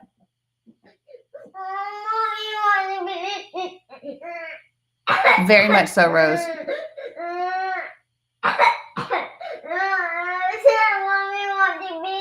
Okay, I heard what you said, and I'm going to tell you this, right? You can get your phone and you can watch your videos, or you can watch Netflix on your phone. Tutu is not turning her TV back on. So those are your choices. Okay, that's your choice, okay? You get to choose. Well, like I said, those are your choices. You watch it on your phone or don't watch it at all. That's up to you. Because we're not watching it on Tutu's TV today.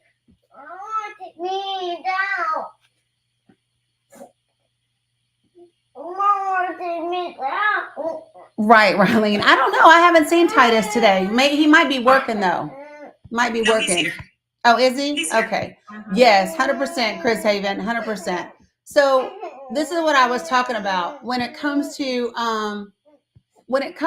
this memorial and remonstrance, right?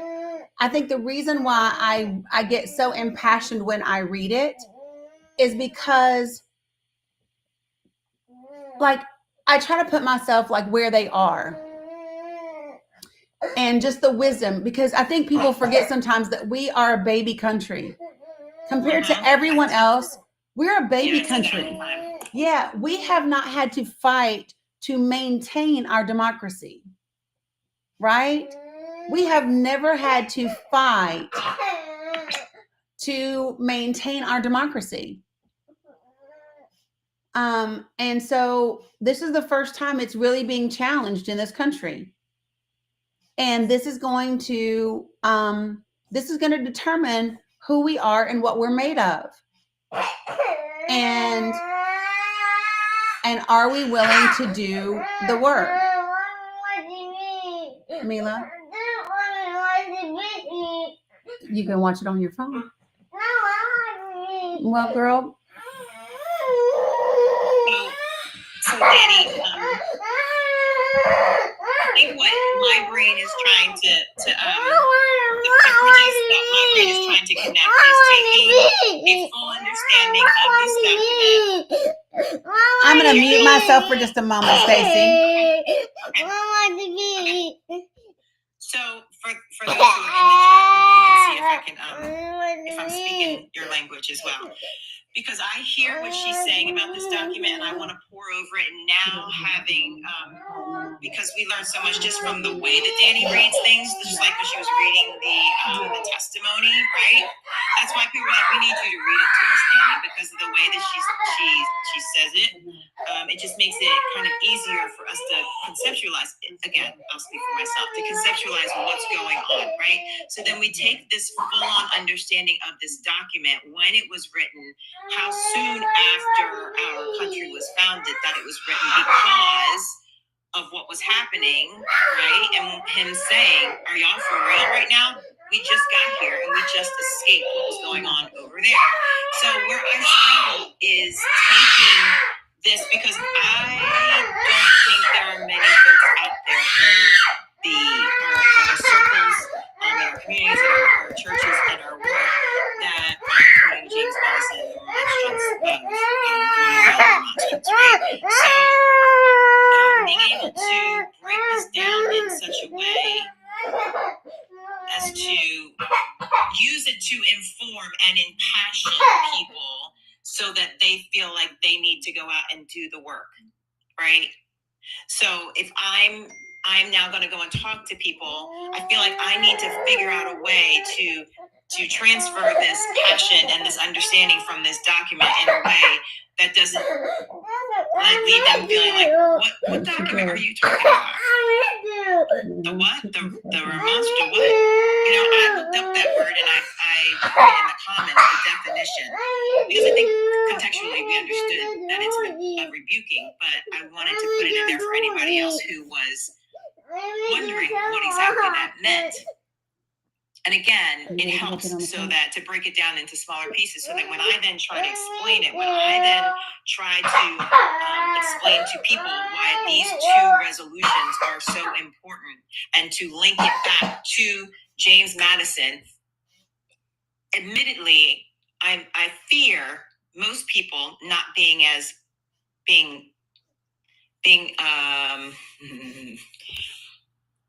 not as versed as you, and much like myself, And you hear it all the time. I mean, they don't even want to talk about slavery. They're like, it was so long ago.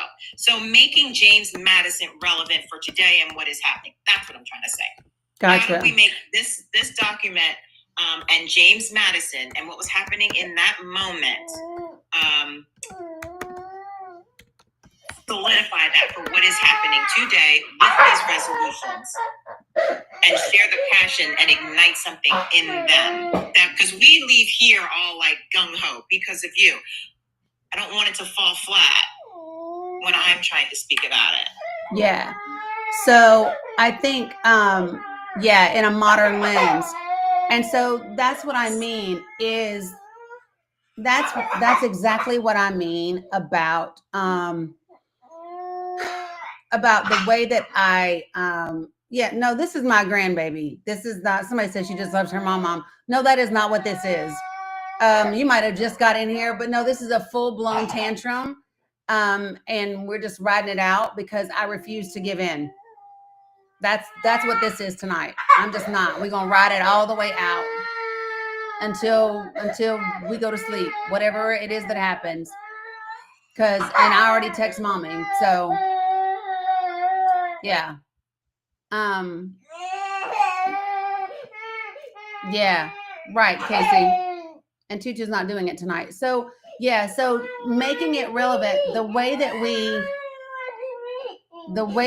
don't have it fall flat is and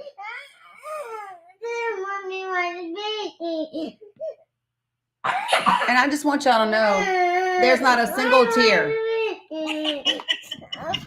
There's not a single tear. I just want y'all to know not a single one. You know when they start to squint to see if you look in, like real talk.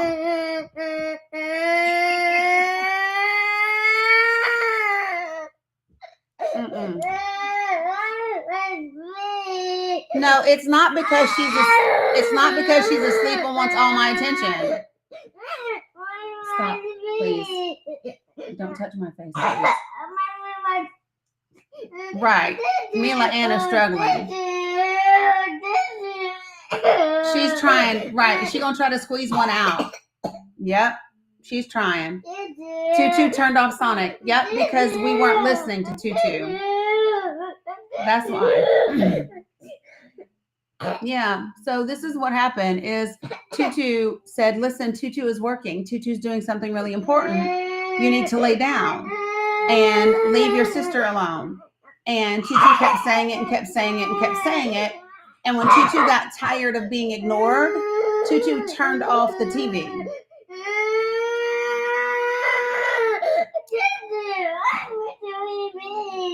What?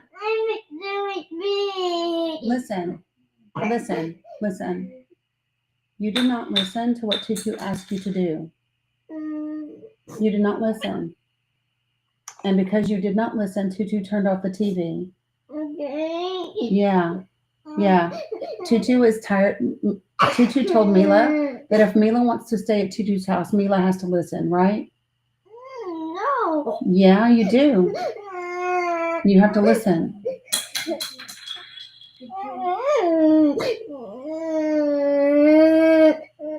Okay? Okay, so lay down. Okay.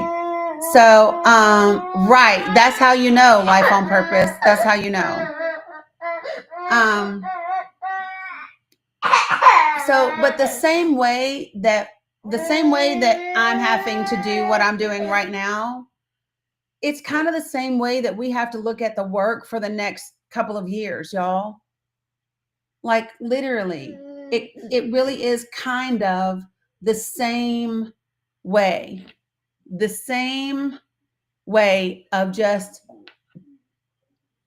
what the fucking, right? Because that's really what this is.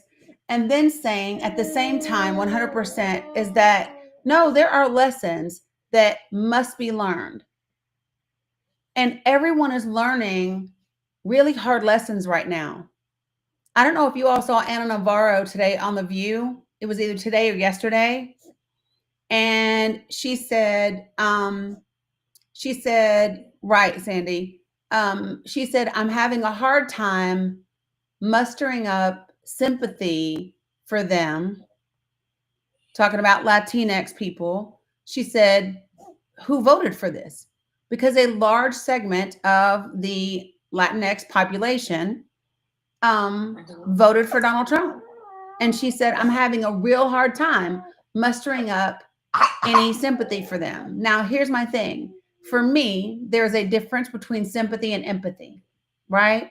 So while I may not have sympathy, I definitely have empathy, right? Because I think that people were the cards are just stacked against people. Like many of us, we found each other before the election, but how many people did not find a place with facts and real information? How many people didn't find, you know what I mean? That sort of thing. And that's the part.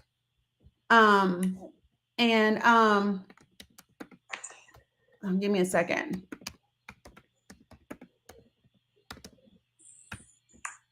Give me 1 second. And so for me, I don't, yes. Okay, well, you can call pop-up tomorrow. And so this is my thing, you guys. We are in an information war. I just want us to be clear about that, okay? We are definitely fighting a misinformation and a disinformation campaign, right? We are. And hold on.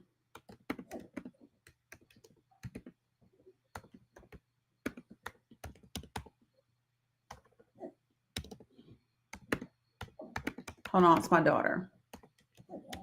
And that misinformation and disinformation is tied directly to and feeding on their vulnerabilities. It's not by accident that it is targeted to them.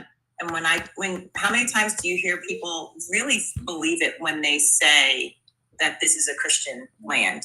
Yeah. This is a country that was founded on Christian values and beliefs and morals and all the things. Right. Because they don't remember what we escaped from in Great Britain. They don't understand what the founding of the country was about. They're not teaching it in school. They're not talking about it in their churches.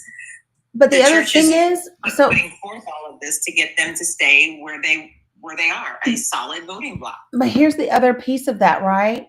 Is what they don't understand is Christian values are the same thing as Buddhist values, are the same thing as, like, the majority of faiths share the same basic values, right? The Christian values that they have, Christianity, the religion part of Christianity that is taught in this country starts with no man coming to the Father except by me. So that is lost on those who are completely bought in, and then they're not interested in anything else you have to say, because that's just antithetical to the doctrine that they've been raised in. Right.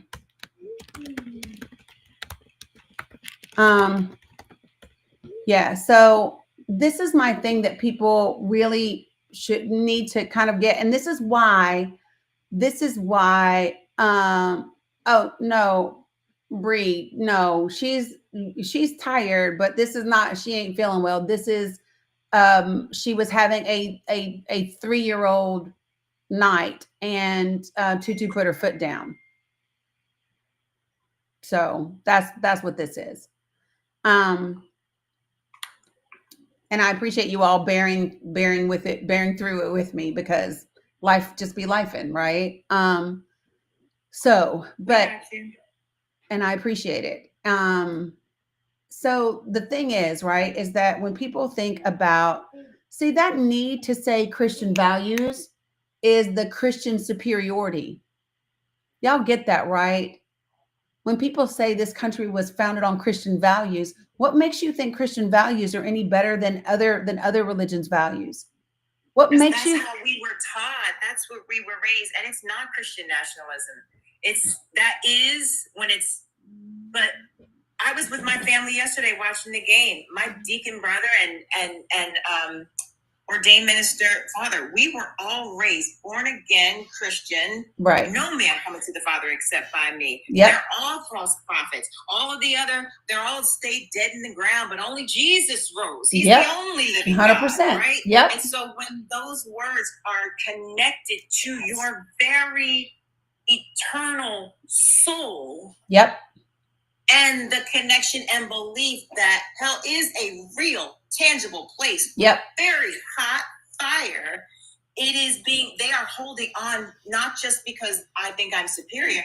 I'm not going to hell, and you're Right. not going to get me to even consider anything else, because if I do, just the very thought could send me to hell. Right. 100%. 100%. And and that is exactly, I told you, Stace, that's exactly the way that I was raised, right? And the scariest thing and the most liberating thing I ever did was question everything I've ever been taught and work it out for myself. What do they say? They say, you got to work out your salvation for yourself. You got to work out your faith for yourself. You have to do your own work and figure out what resonates with you. And, it was really, really daunting. It was daunting. Because it is, let me tell you something. Church is at least for me, Christianity. We wonder why so many of us struggle with self-esteem.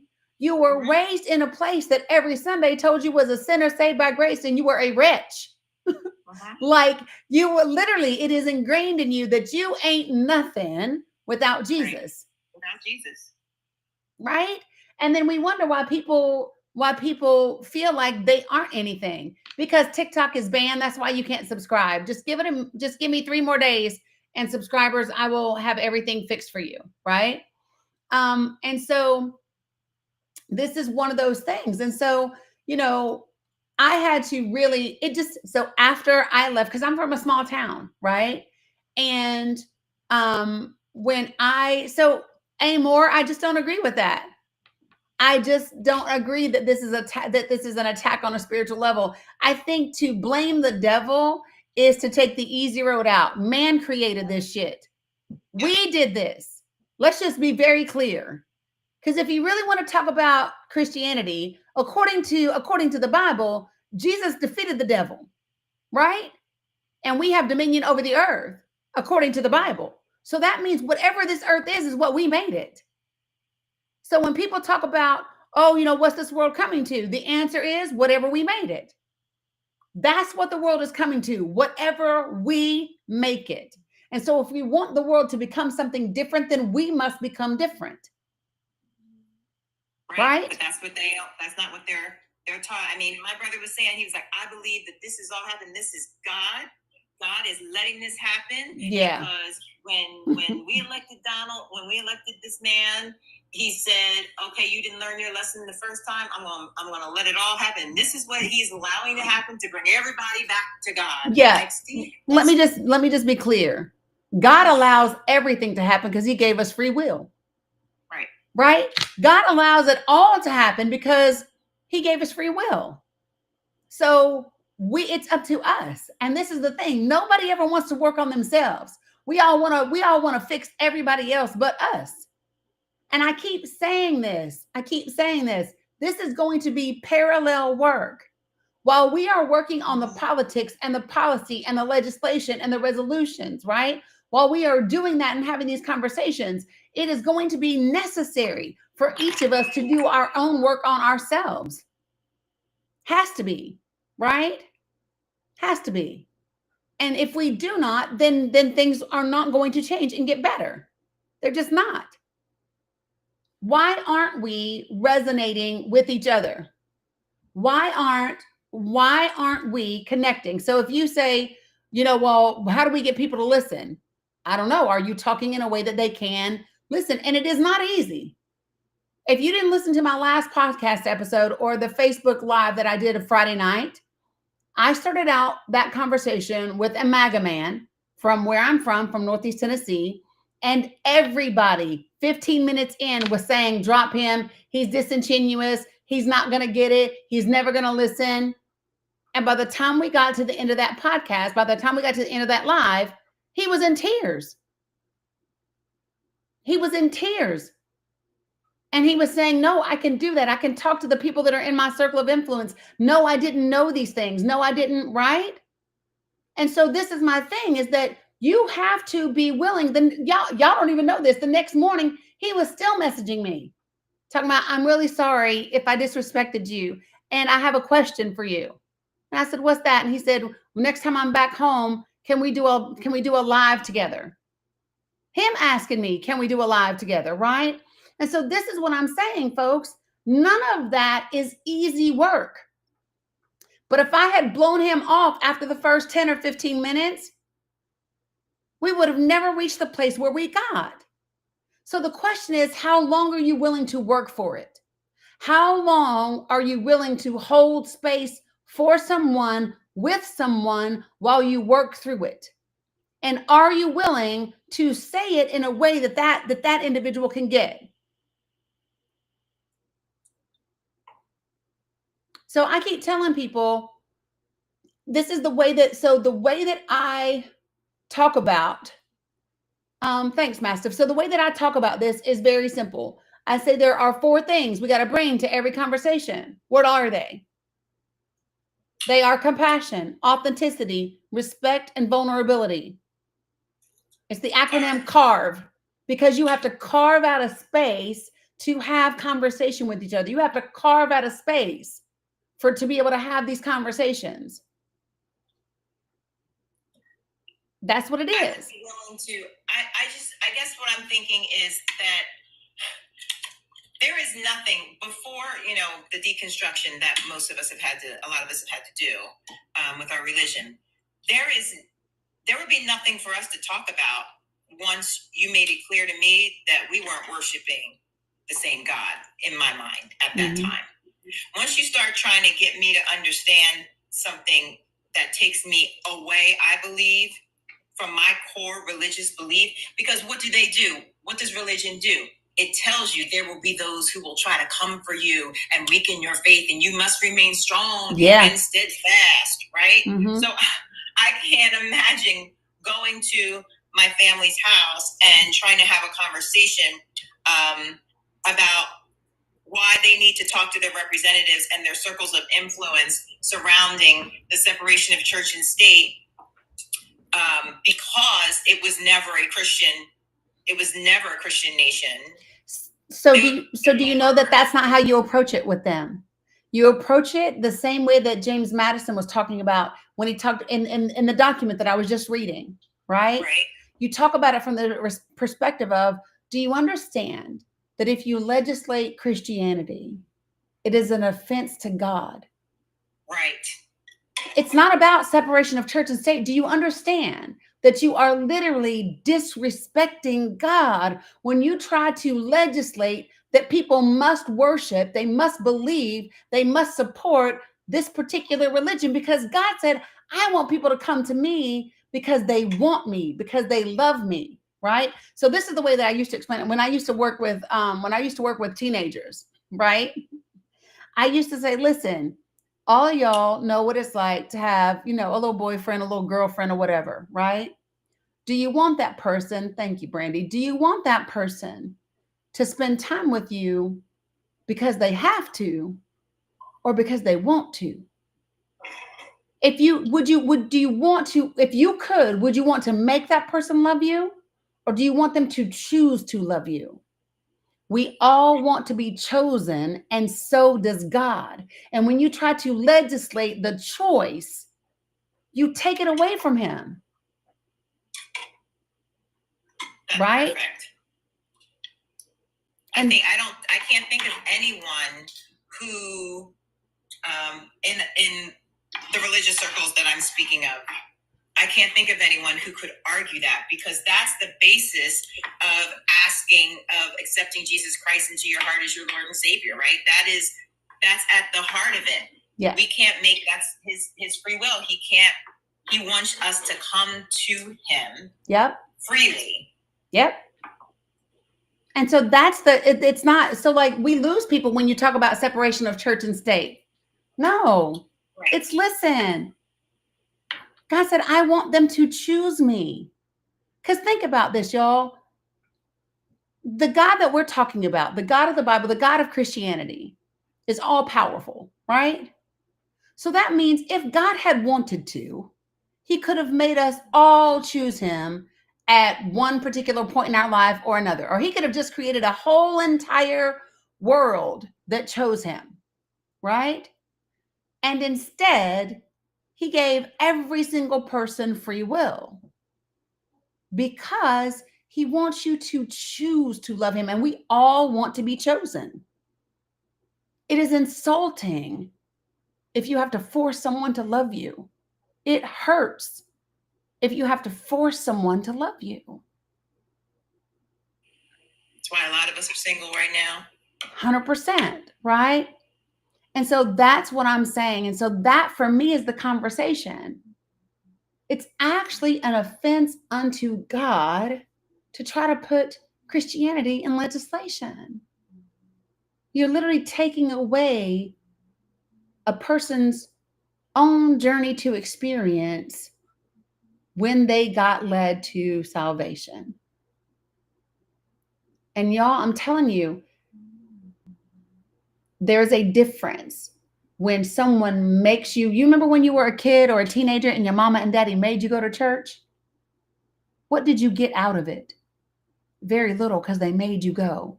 And so you were there full of resentment. So the last thing that you were ever going to do was choose that church, right?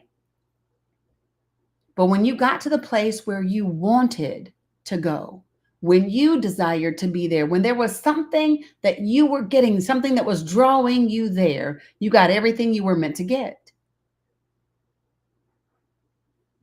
And that is the point. That is the point. When someone tries to force you, you resist every time. Every time. And so what people need to understand is that by attempting to force people to Christianity, they are going to go in the opposite direction. Period. And rightfully so, because what you are representing is not Jesus. What you are representing is religion being used for power and fear. And that is not being Christ-like.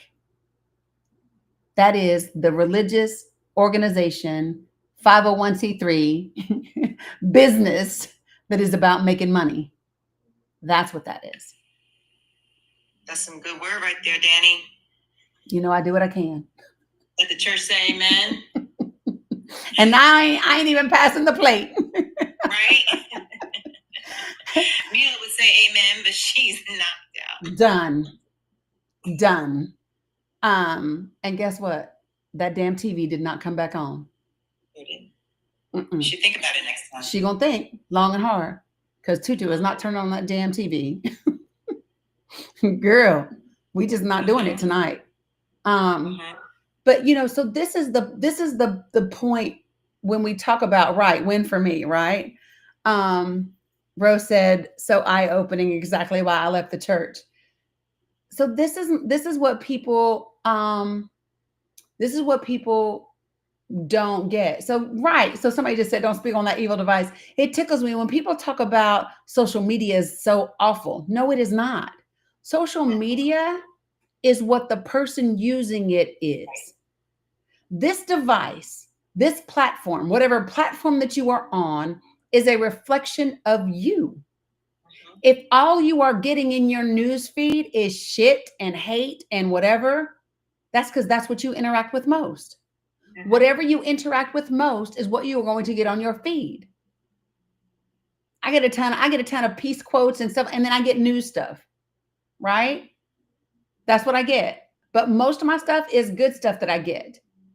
I have a couple of people that I follow because I need to be in touch with important things. But other than that, that's it. Yeah, and listen, Jesse, this is my thing.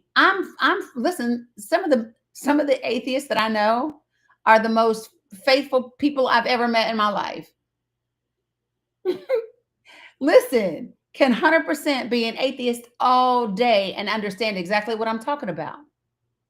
Because here's the part that's important.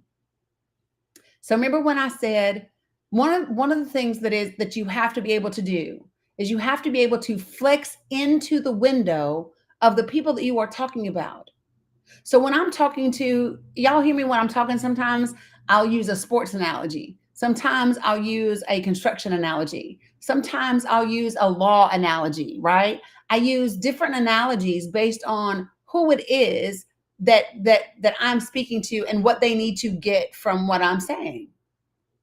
Right? And so that's what we have to do. You have to make it in ways that people can get it.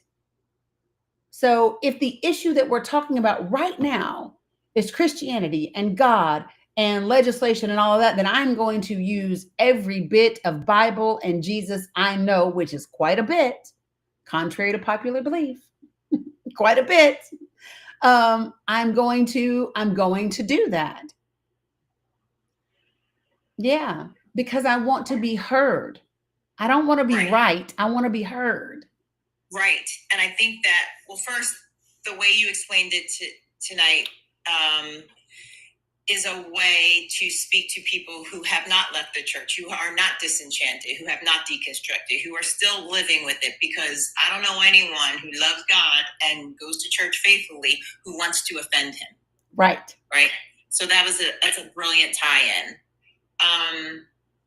But I think for those of us who are deconstructed, we are going to have to find a way, like Danny's saying, to flex into the space, to remember what it was like before then. Yes, you may feel like you've been set free, because I definitely know that I love walking around not worried that I forgot to ask for forgiveness for something that is a wrap for me, right? Spiritually, it's a wrap. I've done it now. Right. I've done it now. I love the freedom that I have from that, but I am still close enough to it that I can speak to people on a Christian level. Mm-hmm. And I don't want us in our fervor and passion to overcome this BS that's going on in the White House and how they are bastardizing the name of God 100% to prevent us from being able to speak to those who are still on the inside. Yeah. To still speak in a non-offensive way, but speak with truth, not BS, but speak truth. Yep. But meeting them where they are. It doesn't mean you have to say, okay, I'm going to church with you, or yes, I believe everything you believe. And if you craft it right, and this is where I say, like, this is what I did with the election, practice on each other. Practice on each other, because once you get in there and you start having the conversation and your emotions start to, you got to figure out a way to craft this conversation so that you don't go too far and you stay and find a sweet spot, so that you don't push them to the point where they just want to start hitting you with Bible verses over the head. Right. So, like, for me, this is one of the reasons why y'all have seen me do this, when I'll say, who's got somebody that you need to talk to? And I will invite people up to the panel and just, I will role play with people. I will practice and say, well, this is how I would do that. This is how I would say that. This is how I would communicate that. Because for me, I'm never focused on getting them to agree. My focus is on, what do I need to say to be heard? Mm-hmm. Right? Again, not focused on the outcome, not focused on, do they agree with me? Are they going to change their mind? Are they going to do whatever? It is simply, what do I need to say to be heard? Right? Right. Because that's the key. All I want to do is be heard. And then you go home and mull that over, sit with it, do whatever it is you need to do with it. Right? And then I just trust for it to do its work. I do. I literally do trust. Yeah, Kim, I told you he messaged me the next day. He messaged me that same night. Y'all listen, he texted me that night he messaged me on Facebook talking about, you made me forget my dinner on the porch. I said, well, you're going to have to put it in the microwave now. But yeah, he messaged me saying, I really am sorry if I disrespected you. And then he asked to do a live with me next time he's home. So I do. I will break out. I will do all the things, right? Yeah. So this is what it is about. Like, it really is not about changing someone. It is about it's about being compassionate and authentic and being respectful and being vulnerable. Now, people will say, "Well, Danny, you're not always respectful." I'm not. I'm not. And this is the thing. When you practice it well, when you practice it and you do it enough, you can tell when there's something there. You can tell. And that's when you really have to be tuned in to your discernment. You got to be tuned in so that you know this is someone I need to stick it out with, right? Or whether you need to just let it go, right? There is something that is there. And so, like, when people come at me all kind of crazy, right? Then I already know you're not ready. And sometimes I'm not ready either. Not for you, right? Sometimes I'm not, because I'm still a human being. I'm still a human being. And sometimes I get tired of the foolishness. So yes, sometimes you can get cussed right the fuck on out and it'll be okay. And we just keep going, because I'm going to trust that you will be assigned to someone else that has the time for you, because it wasn't me that day. Well, I would be absolutely willing if folks who are over on the Discord, if we want to have a discussion, and I don't know, meet in on a movie channel, meet on a channel where we could, or just make a connection, and then we go off on our own and FaceTime and in real time practice. So we can even do it on a Zoom and have breakout rooms. Sure. Yeah, we can do it on a Zoom and have breakout rooms where people go and they practice and then come back together. Like, that is absolutely something that can be done, right? I am a learn by doing. I am a practical application. Yeah. I want to write it down. I want to take the notes, and I want to go back and I want to highlight and put them in outline form. Yep. I want to make flashcards. But then I know it. Like you always say, there's knowing it and then knowing it. A. Moore said, "I didn't get cussed out, but you made your position known." I don't even know what I said. Always. Ever said you sound like. Yeah. I heard somebody say on social not that long ago, I can say it nicer, I can say it good, and both times you heard what the F I said. Right. I can say it. I say it, I talk about this a little bit, because growing up, so remember, I am the loving generation. So my generation is the first generation of biracial children that came about, like, legally integrated, all the things in the South, right? And so with that comes a lot, because especially where I grew up, right? Because I grew up where it was predominantly white. We had a little smattering of black folk. What are they talking about? There is no inorganic giftings, whatever. No, it is not. It's a sleeping child. Jesus, TikTok. Maybe you could take your ass on. I don't know. Anyway, okay. So let me just say this to y'all.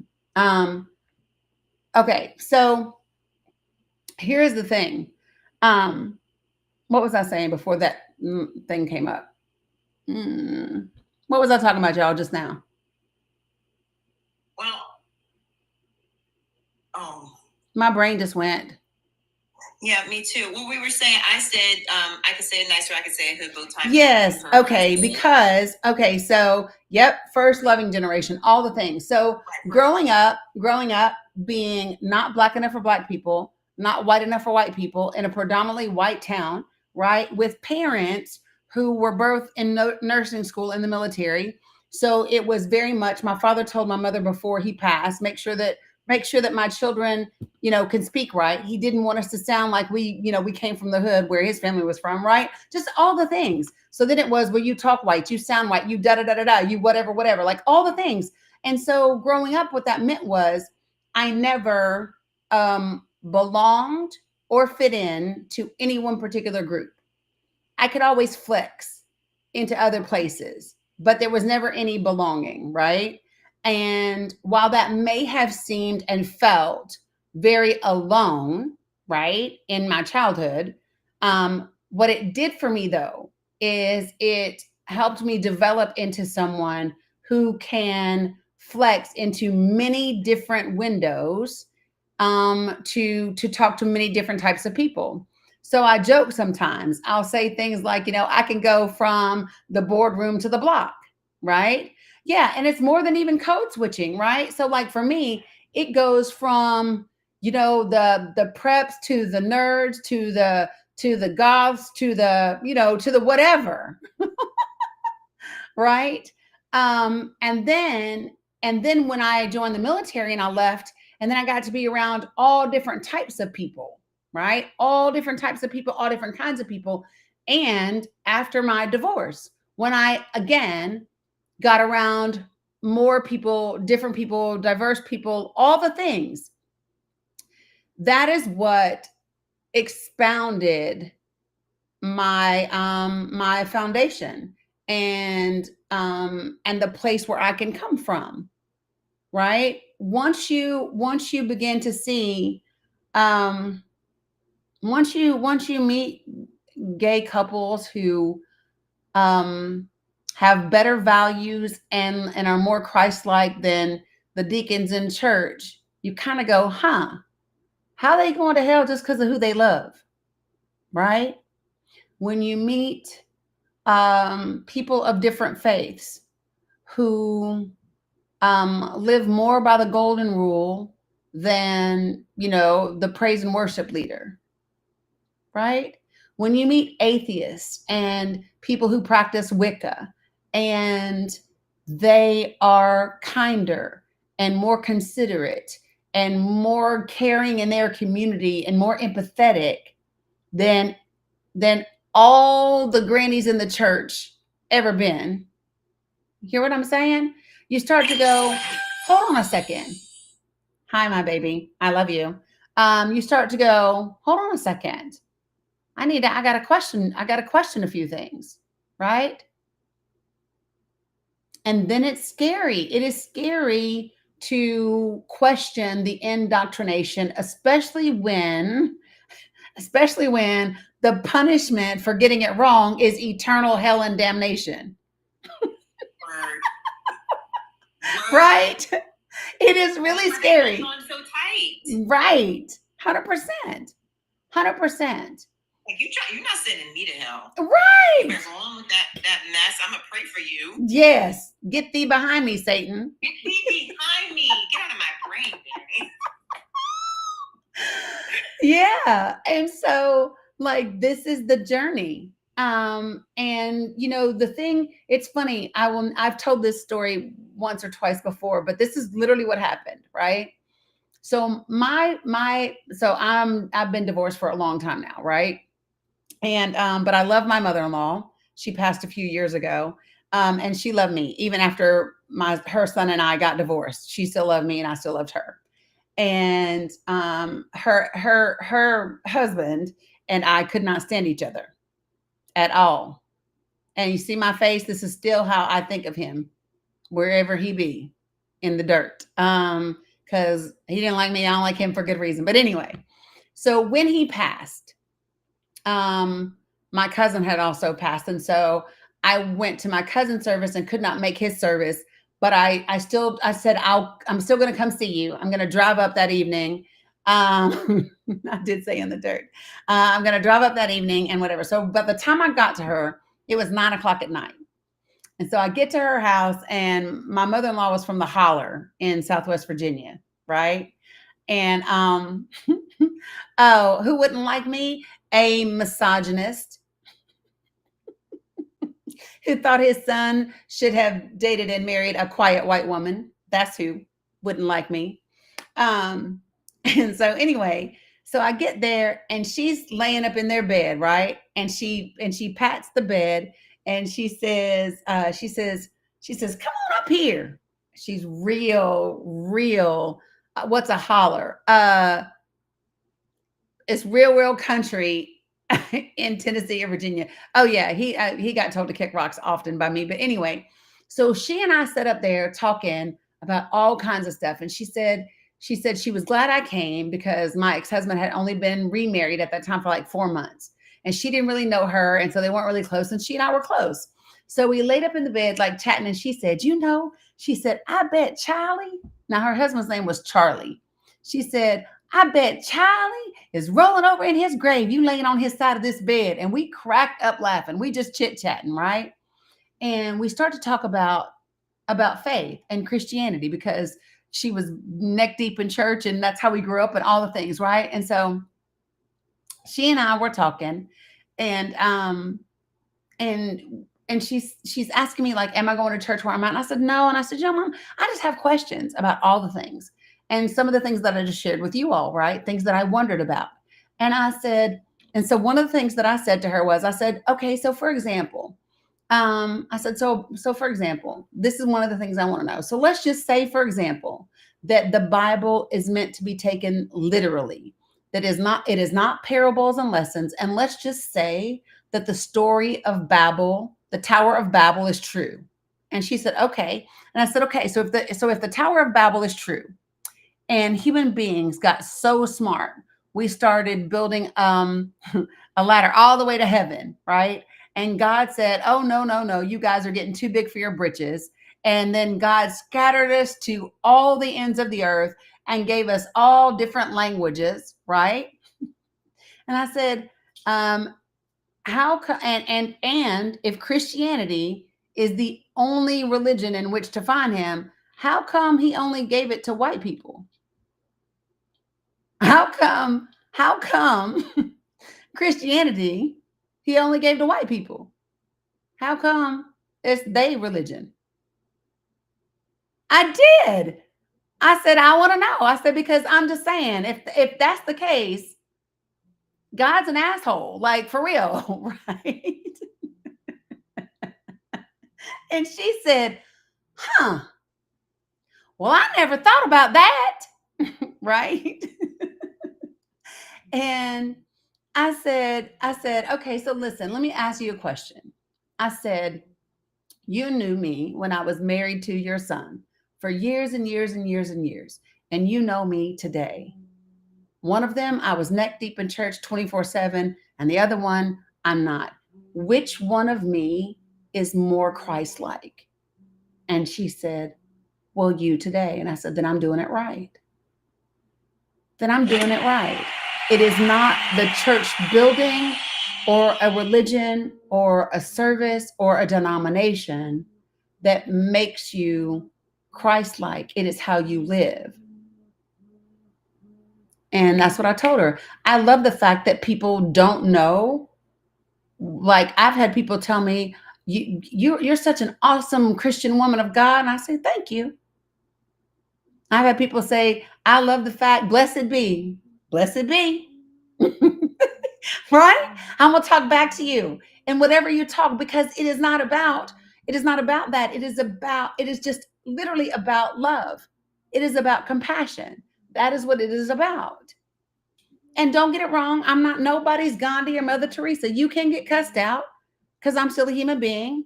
You know, I don't throw hands anymore, but you know, I used to. So anyway, so things that we need to be doing, right? Ooh, her head. Let me lay her down. Hold on one second, y'all. Oh. I don't know if I'm fairly certain this is not where Danny thought this conversation was going tonight, but she done dropped the word that has touched me. I feel like she's touched all of us, given us the tools, helped us to see some things, because the purpose and the drive, I think, for so many of us is there to connect and be with people. And sometimes it just feels like you're stuck, like you're hitting up against a brick wall. Mm-hmm. Yeah. This is why. So y'all, this is what I say. Remember when I say you just have to fall in love with the work and a way of being. And it doesn't mean that you don't get tired. Because trust me, I get tired. I really do. And And like this weekend, I wanted so much to go live. I was like, I'm going to go live. I'm going to go live. And I just could not. After that conversation Friday night, it was so intense and it was so much emotional heavy lifting, right?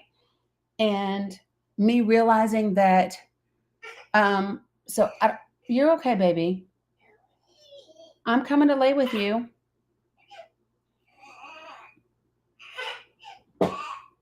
Hold on, I laid her down.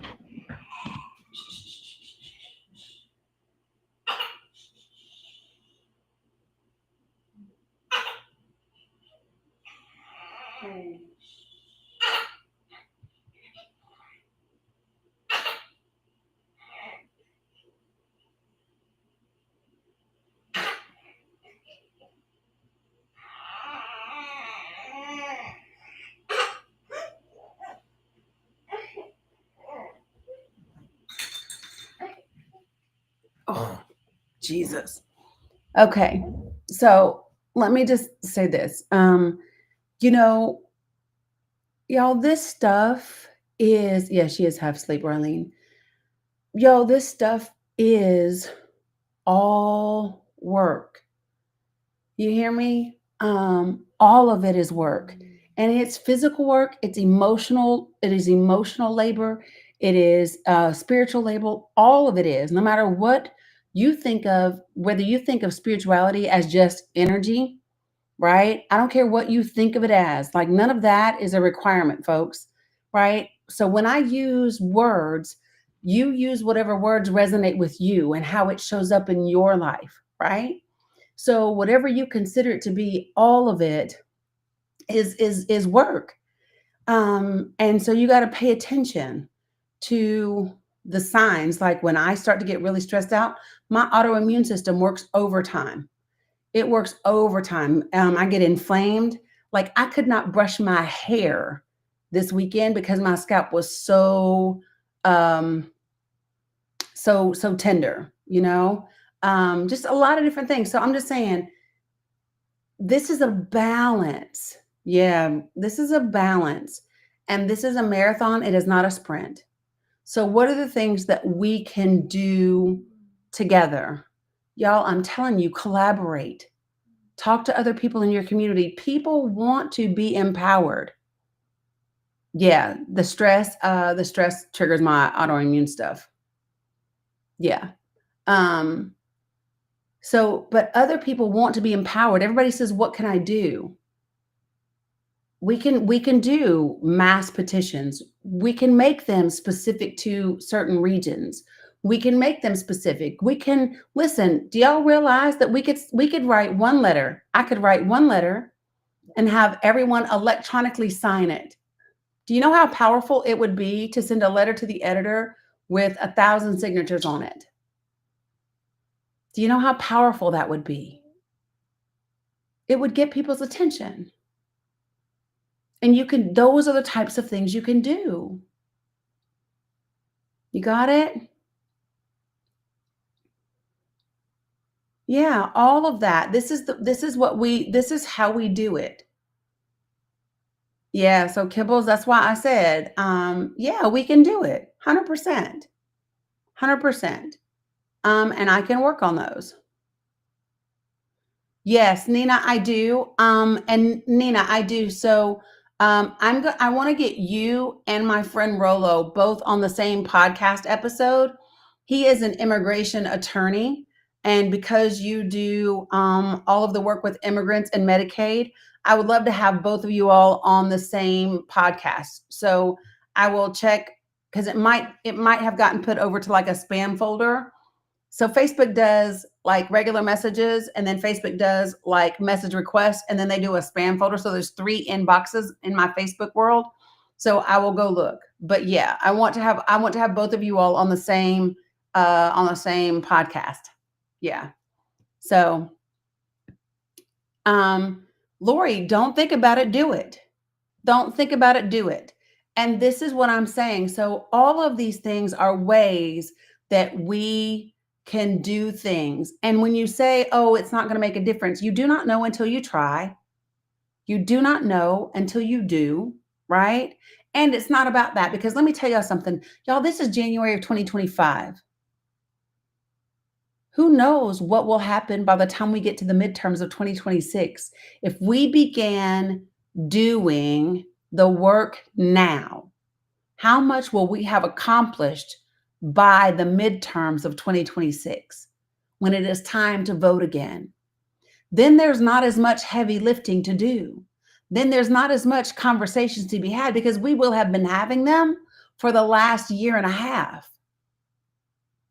And we will have it perfected and ready to go. And you will be armed and you will be confident in your conversations and in your resources, right? So that's the reason why, if you haven't, you should go to my Linktree and fill out the form on my Google form with your email address, so that I can email you. So that when I say, hey, I'm doing a Zoom training and it's going to be on this. By the way, so I told you all, I think last night or the night before, that I have been invited to speak again and do some work breakout rooms for the Michigan Rural Caucus in March. Today, I was asked to do to speak at the Virginia Rural Caucus at the end of April. So at both of those places, I will be. And as I get all the details ironed out, I will send that information out via email, right? But those are two places. And you might be saying, why rural? That's because I've done a lot of work. I'm from a rural place. And for the past 2 years, I've done work with ruralorganizing.org, which is an incredible organization, and their super PAC, which is ruralvote.org. And so that's why. Okay. So thanks, Jamie. So these are the things that we can do. Yep. So emails will start to go out this week. So there is a link somewhere in my Linktree to the project that I did for ruralorganizing.org, which found the top 100 rural counties to focus on for power building in 2024. I have already looked up the 2024 election results for those same states and those same counties in the battleground and swing states. So I will be putting all of those together in a presentation to give back to Matt and them, so they can update the project for this year and for next year. So all of that is what's coming. There's just only one of me. So like, there's not enough hours in the day for me to do all the things. If you're talking about Will Westmoreland, I don't personally know Will Westmoreland. I've heard of Will, but no, I don't know Will Westmoreland. So, okay. So we have been on here for a very long time tonight. And we'll do Mastiff. So there's a lot. Angie, sorry, sweetheart. Make sure that you get some rest and feel better. Mel Gray, I'd be happy to. I've met a couple of the folks from Red Wine and Blue in different ways. This is my granddaughter, Truly Yours. But yeah, so no, I'd be more than happy to. Yeah, I did the Michigan Rural Caucus last year. And then the Virginia Rural Dems, I did a training for them. Appreciate it. Thank you. Yeah. So like some of the techniques that I talk about on how to have conversations, how to engage with people of opposing views, these are some of the things that I train on, but then I also give you data to work with. And so it's important that there's a combination of a very organic, real conversation, and then backing it up with policy and facts and things like that. So yep, go to bed and feel better, Sharon. Do that. So if you yes, definitely tomorrow. Yes. So this is what, if you want to be on my email list, go to my Linktree, whether you are on YouTube, Facebook, or TikTok. My Linktree is in my bios on all 3 of those platforms. Fill out the Google form. It says, and don't judge me, I know it says Danny's TikTokers because that's what it was originally for, but it's for everybody. What I need is your handle, your first name, your email address, and whether you are subscribed to me currently or were before this stuff with TikTok, or whether you're a follower. That way I can put you in the correct list and category. Okay. To my subscribers, I was going to hop into a movie night to have a chat with you guys. How about I do that tomorrow morning ish and go from there. Good golly. I have gotten, this is twice tonight. I've gotten a headache and it's specifically like right here. I don't know what that is, but I don't like it. It hurts like right here. I got it earlier today too. I don't know why. Yep. Girl, listen. Look, Lori just said she would love for Danny and Heather Cox Richardson to collaborate. Listen, I love me some Heather Cox Richardson. I swear on everything good and holy. I love her. She's incredible and amazing. So you just had that. I probably need water. I probably need water and maybe food too. Because, but anyway. Yeah, I've got some stuff. What's up, Stacey D? Nothing. I just wanted to say you do be forgetting to eat and drink. I mean, you're usually good with the water, but you have not had your water in front of you. We haven't seen you sip all night. No, it's here, and I didn't. Right. It was a lot. It was a lot. No. Yeah, Michael DeBoss, like muscle tightening, like it was a lot. It was a lot Yeah. of emotion, a lot of a heavy mental lifting. But we appreciate you and working through. Like you could have been like, y'all, I got to go handle my business and dropped us off at the door. But you hung in there with us, and we hang in there with you. And I And we appreciate it. appreciate you so much. So yeah, I think we're all fine to meet up with you tomorrow at some point on the movie channel. Yep, we will do that. Excited to hear about what this new news is, and Yeah. I'm excited too. Yeah, I should have everything in order literally in the next 48 hours, which I'm excited about. There's a woman here running on Tennessee. I don't know what you mean running on Tennessee. I don't know what that means. Okay, Maybe yeah, running on request up Tennessee. tomorrow, guys. Request up tomorrow. That way I can take something for my head and I can I don't know. Maybe I need to pop my neck or something. I don't know. Who knows? But Well, I you've been appreciate. holding and rocking her too. I so know. I'm sure it's some tension too. Yeah, so I will be back on here at 11 a.m. tomorrow. Tomorrow's Tuesday, right? 11 a.m. tomorrow. I will be in the Discord before that, though, so that everybody knows. And then we'll go from there. Yep, 11 a.m. Eastern Standard Time. I appreciate you all very, very much. Are you muted on Can I take this TikTok? out? Pam Reed, I don't think you're muted on TikTok. I don't know, love. I don't know. But yeah, I will see you all tomorrow on all the places. Appreciate you. Y'all have a good night. Take care. Good night, everyone.